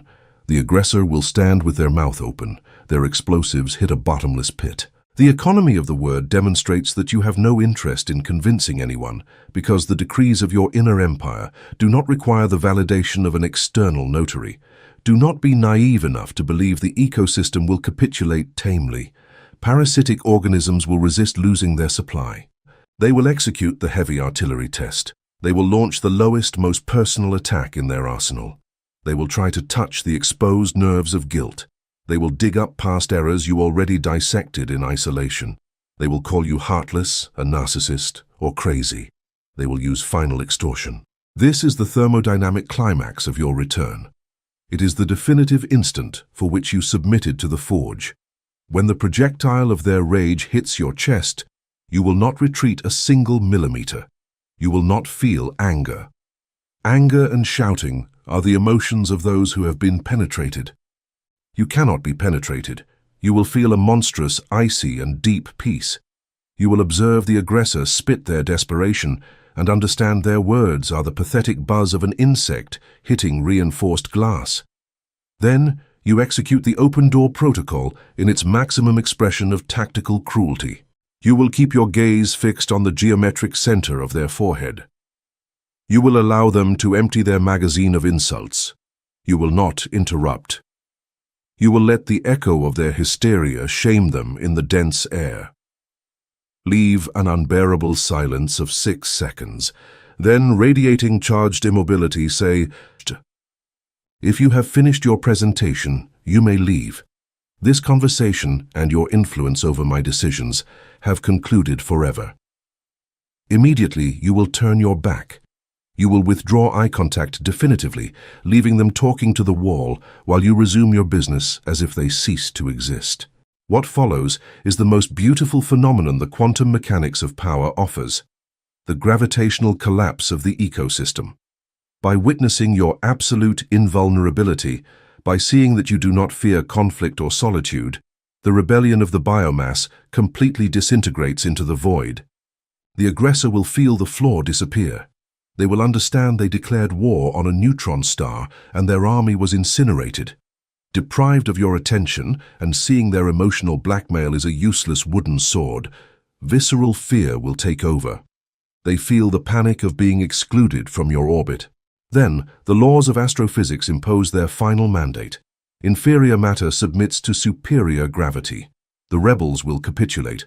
Relatives will lower their gaze. Partners will shift to technical submission. They will try to re-enter your field, but strictly under your terms, respecting your empire's laws. They will not offer theatrical apologies, as cowards rarely apologize with dignity, but their physical actions will be an unconditional surrender. They will adjust their orbits not to collide with your core.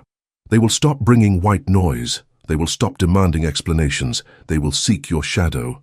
They will look for the sanctuary of your immutability to hide when they panic before crises they cannot handle. You have transmuted into the titanium backbone of your ecosystem. This is the legitimate prize of maturity conquered by blood and fire. Naive youth runs trying to change the world with sweat. Youth exhausts itself pushing mountains that do not wish to be moved, dissolving energy in causes entropy will devour. But the mature monarch, the emperor who crossed the desert of isolation, does not push mountains. He sits in silence, alters his density, and lets the world bend around his presence. Your return is not a search for reconciliation, it is an act of spatial conquest. Do not leave your vault to make friends or recover lost time. Time is not recovered, time is subjected. Step onto your territory with the lethal heaviness of one who knows it is impossible to be defeated from the outside. Speak with the economy of an oracle. And when the modern world tries to drag you back to the noise and gaseous misery of the crowd, remind them with the icy weight of your gaze that the king has returned from the vacuum. The only law that rules the room is the ruthless majesty of your immovable will. Chapter 10: The Weight of the Invisible. Contemporary physics, in its tireless scrutiny of the cosmos, has reached a mathematical conclusion that shatters the illusions of basic human perception. The overwhelming majority of the material universe is composed of something that cannot be seen, touched, or measured. They call it dark matter. It emits no light, it reflects no photons, it makes no noise, it gives no warning of its presence. And yet it is precisely this invisible, hyper-dense, and undeniable entity that possesses the immense gravitational force necessary to hold galaxies together. Without the abyssal weight of the invisible, the stars would shoot out into the void and the universe would disintegrate. This supreme cosmological law is the final metaphor, the immovable cornerstone upon which you will settle the definitive architecture of your inner empire. Absolute power, the unbreakable dominion over reality and over the fragile biomass that surrounds you, does not reside at all in what you show, in what you articulate, or in what you flaunt. It resides, with lethal thermodynamic precision, in the crushing weight of what you deliberately keep. It is the definitive triumph of hidden mass. Ordinary society, composed of gaseous, volatile, and chronically superficial individuals, suffers from a paralyzing structural blindness. They only respect what makes noise and what shines. Their conception of power is crudely primitive and childish. They believe that dominion is established by shouting louder, exhibiting academic titles, accumulating luxury objects to impress strangers, or winning useless arguments in the public square.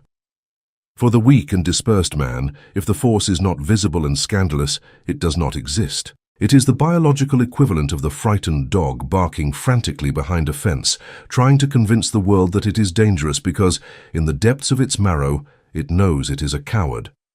Ostentation, the imperious need to demonstrate worth and the urge to exhibit success are invariably symptoms of a thermodynamic hemorrhage. He who desperately needs the world to see his power is because his power is a house of cards that threatens to collapse if it does not receive the cheap validation of external applause. You have transcended that biological humiliation. Having passed through the forge of tactical isolation, you have amputated the parasite of validation. Having faced the terror of the mirror without mercy, you have understood that kinetic force, the force spent in physical movement, in wordiness, and in emotional defense, is the consumable energy of the infantry. It is the pawn sacrificing itself uselessly on the board. But true quantum majesty operates through potential energy. It is the tension of the steel spring compressed to the maximum that never fires, but whose threat of imminent and lethal destruction is so palpable that it paralyzes the adversary before they act. You are going to strip your material existence of any need for exhibition. You will turn your character into an astronomical anomaly. You will dominate three-dimensional space not by collision or wear, but by pure, dark, and hard gravitational presence. The weight of the invisible is the sadistic and deliberate accumulation of all the battles you decide not to fight, of all the words you choose not to utter, and of all the emotional reactions you flatly deny the world. Let us analyze the anatomy of this force with the aseptic coldness of a ballistic engineer. How is this invisible mass that terrifies the biomass accumulated? It is forged through the strict principle of tactical retention. Each time you are provoked or pressured by the hysterical ecosystem, your inherited instinct demands a response. It demands you release internal barometric pressure through anger, justification, or verbal counterattack. If you yield to that basic instinct, you discharge yourself. You lose quantum ammunition. But if you apply charged immobility, if you receive the impact of the insult in your chest and swallow it, you add a ton of solid obsidian. You digest it in the stomach of your absolute silence and return absolutely nothing. The aggressor remains unbalanced, having spent their kinetic energy in vain, while you become infinitely heavier, more opaque, and more lethal. Every secret you keep jealously under lock and key that no one else in the world knows is invisible mass. Every resounding success you achieve and decide with supreme arrogance not to celebrate in public is density added directly to your spiritual skeleton. Every financial, family, or severe health crisis that you go through and resolve in the dark, without crying on anyone's shoulder, crystallizes into a wall of titanium. You become a sealed vault. And the biomass, which is biologically accustomed to reading the emotions of others like open children's books, enters a state of reverential panic upon facing a vault from which not a single photon escapes. The unpredictability of your impenetrable silence is a psychological weapon of mass destruction. Since they do not know what you are thinking, since they cannot measure your pain, your joy, or your fear, they are forced by their own structural paranoia to imagine the worst possible scenarios. Your silence becomes a dark and threatening mirror where they project their own and deepest terrors. They are defeated by their own shadows. Suppose you discover a deep betrayal in your circle of maximum trust or in your business. The instinct of the gaseous man is to immediately confront, to bang on the table, to shout, to demand explanations, to make a public show of his pain, and to seek allies who validate his condition as a betrayed victim. You will do none of that. You will assimilate the knowledge of the betrayal in the purest, coldest, and absolute silence. You will let the traitor continue operating in your presence under the pathetic illusion that they have not been discovered. You will observe their movements, meticulously calibrate their weaknesses, and restructure all your defenses. You will do this without emitting the slightest alarm signal to alert the enemy. You will accumulate the potential energy of that classified information. And when the exact moment arrives, dictated by your own tactical internal clock and not by the urgency of emotional revenge, you will amputate that individual with a surgical cut. You will do it without giving explanations, without raising your voice, and without offering the remotest possibility of appeal. The traitor will be annihilated socially and structurally by a force they never saw coming, crushed suddenly by the barometric pressure of knowledge you held in secret. That cold execution is empirical proof. It generates a reverential terror in spectators much greater than any outburst of anger or physical violence. The thermodynamic impact of this invisible weight on your social, family, and business ecosystem is definitive and irreversible. By not emitting clear signals, you establish what is known as the perfect panopticon effect.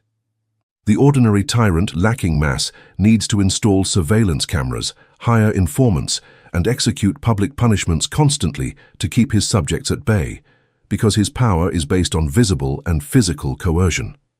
It is an exhausting power, economically expensive, and highly prone to civil rebellion and eventual collapse.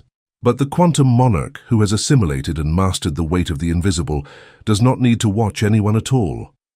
Your omnipresent silence, your aseptic gaze, and your immovable mass generate an atmospheric pressure so suffocating that the individuals around you begin, out of pure survival instinct, to watch themselves. Your business partners, your partner, your heirs, or your adversaries, faced with the imposing mathematical reality that you need absolutely nothing from them to breathe, and that your capacity to amputate links does not tremble for a fraction of a second, will adjust their behavior subconsciously. They will not lie to you. They will refrain from lying not out of moral respect or love, but out of the biological terror that you already know the hidden truth and are simply calibrating with your internal clock the exact millisecond of annihilation. They will measure their words with extreme care before daring to address you. They will avoid bringing noise. They will avoid trivial problems, prefabricated emotional dramas, or low-frequency gossip, because they will know with absolute certainty that to do so would be to crash head-on against a wall of massive ice that will freeze them on the spot. You will have achieved the supreme miracle of the physics of power, to govern the chaos. You govern without having to lift a single finger. You will have domesticated and aligned them in your orbit not through brute force, but through the gravitational suffocation exerted by your immense accumulated density. Authority that is not explained, that is not justified before lower courts, is what nature obeys. Think of the architecture of the ocean. On the surface, the waves break, make white foam, roar deafeningly, and crash against coastal rocks. It is a visual show, but it is ephemeral, chaotic, and easily altered by the wind. However, in the abyssal trench, thousands of meters deep, absolute darkness and a deathly silence reign. There is a pressure per square centimeter, capable of crushing the forged steel of submarines like aluminum foil. The conscious monarch is not the hysterical wave of the surface, he is the immutability of the abyssal trench. You must be that lethal and silent pressure, an entity that does not need to announce its magnitude. Every organism that dives into the waters of your territory immediately feels how its lungs compress until they burst. Even in the face of material devastation and structural tragedy, the weight of the invisible is your definitive and impenetrable armor. If the macroeconomic market collapses, the biomass expects to see you cry. If a bad decision destroys your liquid assets or a disaster erases your possessions, your enemies wait, salivating with anticipation, for you to crumble. If you apply the implacable force of charged immobility and receive financial ruin with the same icy expression as an immense gain, you destroy the laws of their economy. Those who witness your absolute imperturbability will not conclude that you are insane. They will conclude with a sudden chill in their spine that you possess hidden internal resources, invisible alliances in the shadows, or a dark quantum knowledge that makes you absolutely invulnerable to the fluctuations of material chance. Your dense silence in the face of catastrophe is instinctively interpreted as an asymmetric power of supernatural origin. You demonstrate to them that you are not the gold you have lost. You are the tungsten vault that remains standing, majestic and heavy, even if the universe has temporarily emptied your reserves.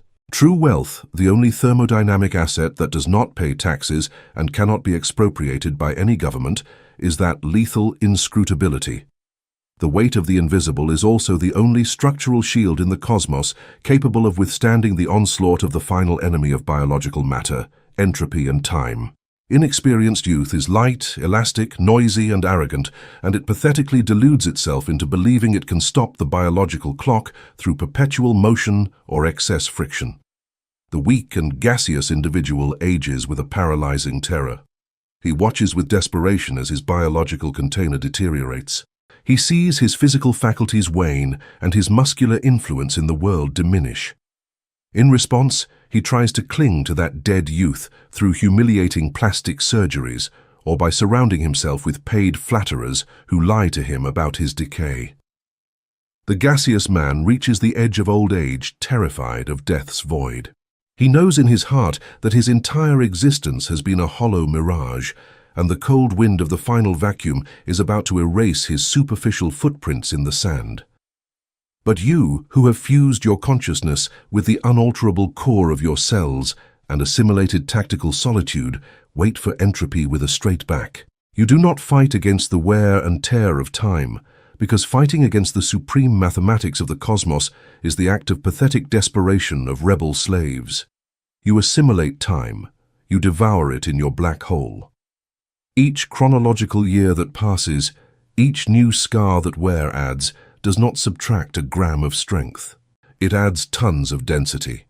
Since you have built your empire not on decaying physical beauty, nor on perishable muscular agility, nor on the volatile approval of the biomass, cellular old age cannot take away your crown.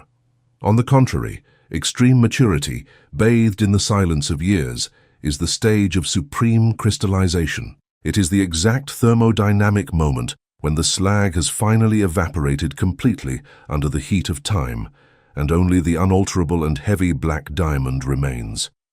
As your timeline brings you closer to the final frontier, your silence will become even vaster, more inscrutable, and more atrociously powerful. You will sit on your throne in the sanctuary of low frequency, watching the tragic comedy of the human world with the dead and implacable gaze of one who has decoded the source code of the three-dimensional matrix. You will not be frightened by the solitude of clinical death, because you have made isolation your palace. The grave and the annihilation of consciousness are not a threat to the organism that has forged its own perfect vacuum chamber in life and has empirically discovered that in the absolute center of nothingness, divine sovereignty resides. To sustain this weight until the last millisecond, you must purge pity. Pity towards yourself and pity towards others. Pity is the defective emotion of soft organisms that cannot stand the cleanliness and perfect geometry of thermodynamic justice. If an inferior individual burns to ashes in your gravity for daring to cross your limits without permission, let them burn. Do not move a muscle. If you feel the biological sting of a loss in your chest, swallow it without emitting a single acoustic lament and use it immediately to increase the internal pressure of your reactor. There is no room at the top of the spiritual, geographical, and cosmic food pyramid for charitable souls who waste mass on cowards. Your only unnegotiable and sacred mission in this hostile universe is to maintain intact, at any cost in blood or suffering, the absolute geometric integrity of your core. The whole world will try, until your heart stops pumping blood, to drag you back to the viscous mud of noise, cheap emotions, and collective hysteria. They will call you heartless, an iceberg, impenetrable, sociopathic, or supremely arrogant. Receive those verbal labels not as insults, but as the highest military honors that the biomass, from its knee on the ground, can bestow upon a superior being. They are the war decorations that the herd hangs on the alpha predator. They do it in the instant they understand at a cellular level that they can never domesticate you or subject you to their vulgar laws. This is the end of the solitary forge and the beginning of your perpetual and frozen reign. Destroy the manuals of good civil conduct. Annihilate the bourgeois diplomacy of false smiles. Close the hatches of your ship with rivets of molten lead. Assume, without apologizing to the cosmos, the absolute and unconditional control of your time, your living space, and your silence. Become a quantum anomaly of infinite density, a majestic black hole that absorbs all reality around it and returns nothing. Dominate every physical or virtual room you enter with the icy, unnegotiable, and implacable tyranny of total immobility. And when the civilization around you inevitably collapses, when the high-pitched noise of weak men is extinguished forever under the weight of entropy, you will remain standing in the center of chaos. You will be unalterable, infinitely dark, and divinely alone, reigning forever and ever, thanks to the monstrous, crushing, and indestructible weight of the invisible. Conclusion: the empty throne. The process of annihilation has concluded.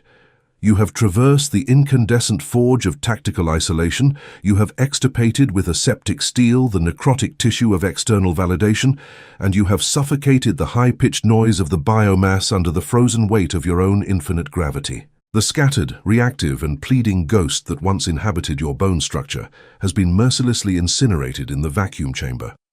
In its place, a hyperdense entity has emerged, a thermodynamically closed and perfect system that no longer bleeds vital energy toward the periphery. Now, at the absolute geometric center of this purified, dark, and silent ecosystem stands the final and inescapable destiny of your entire transmutation, the empty throne. For decades of voluntary submission, you deliberately ignored this seat. You preferred to wander through the halls of your own existence.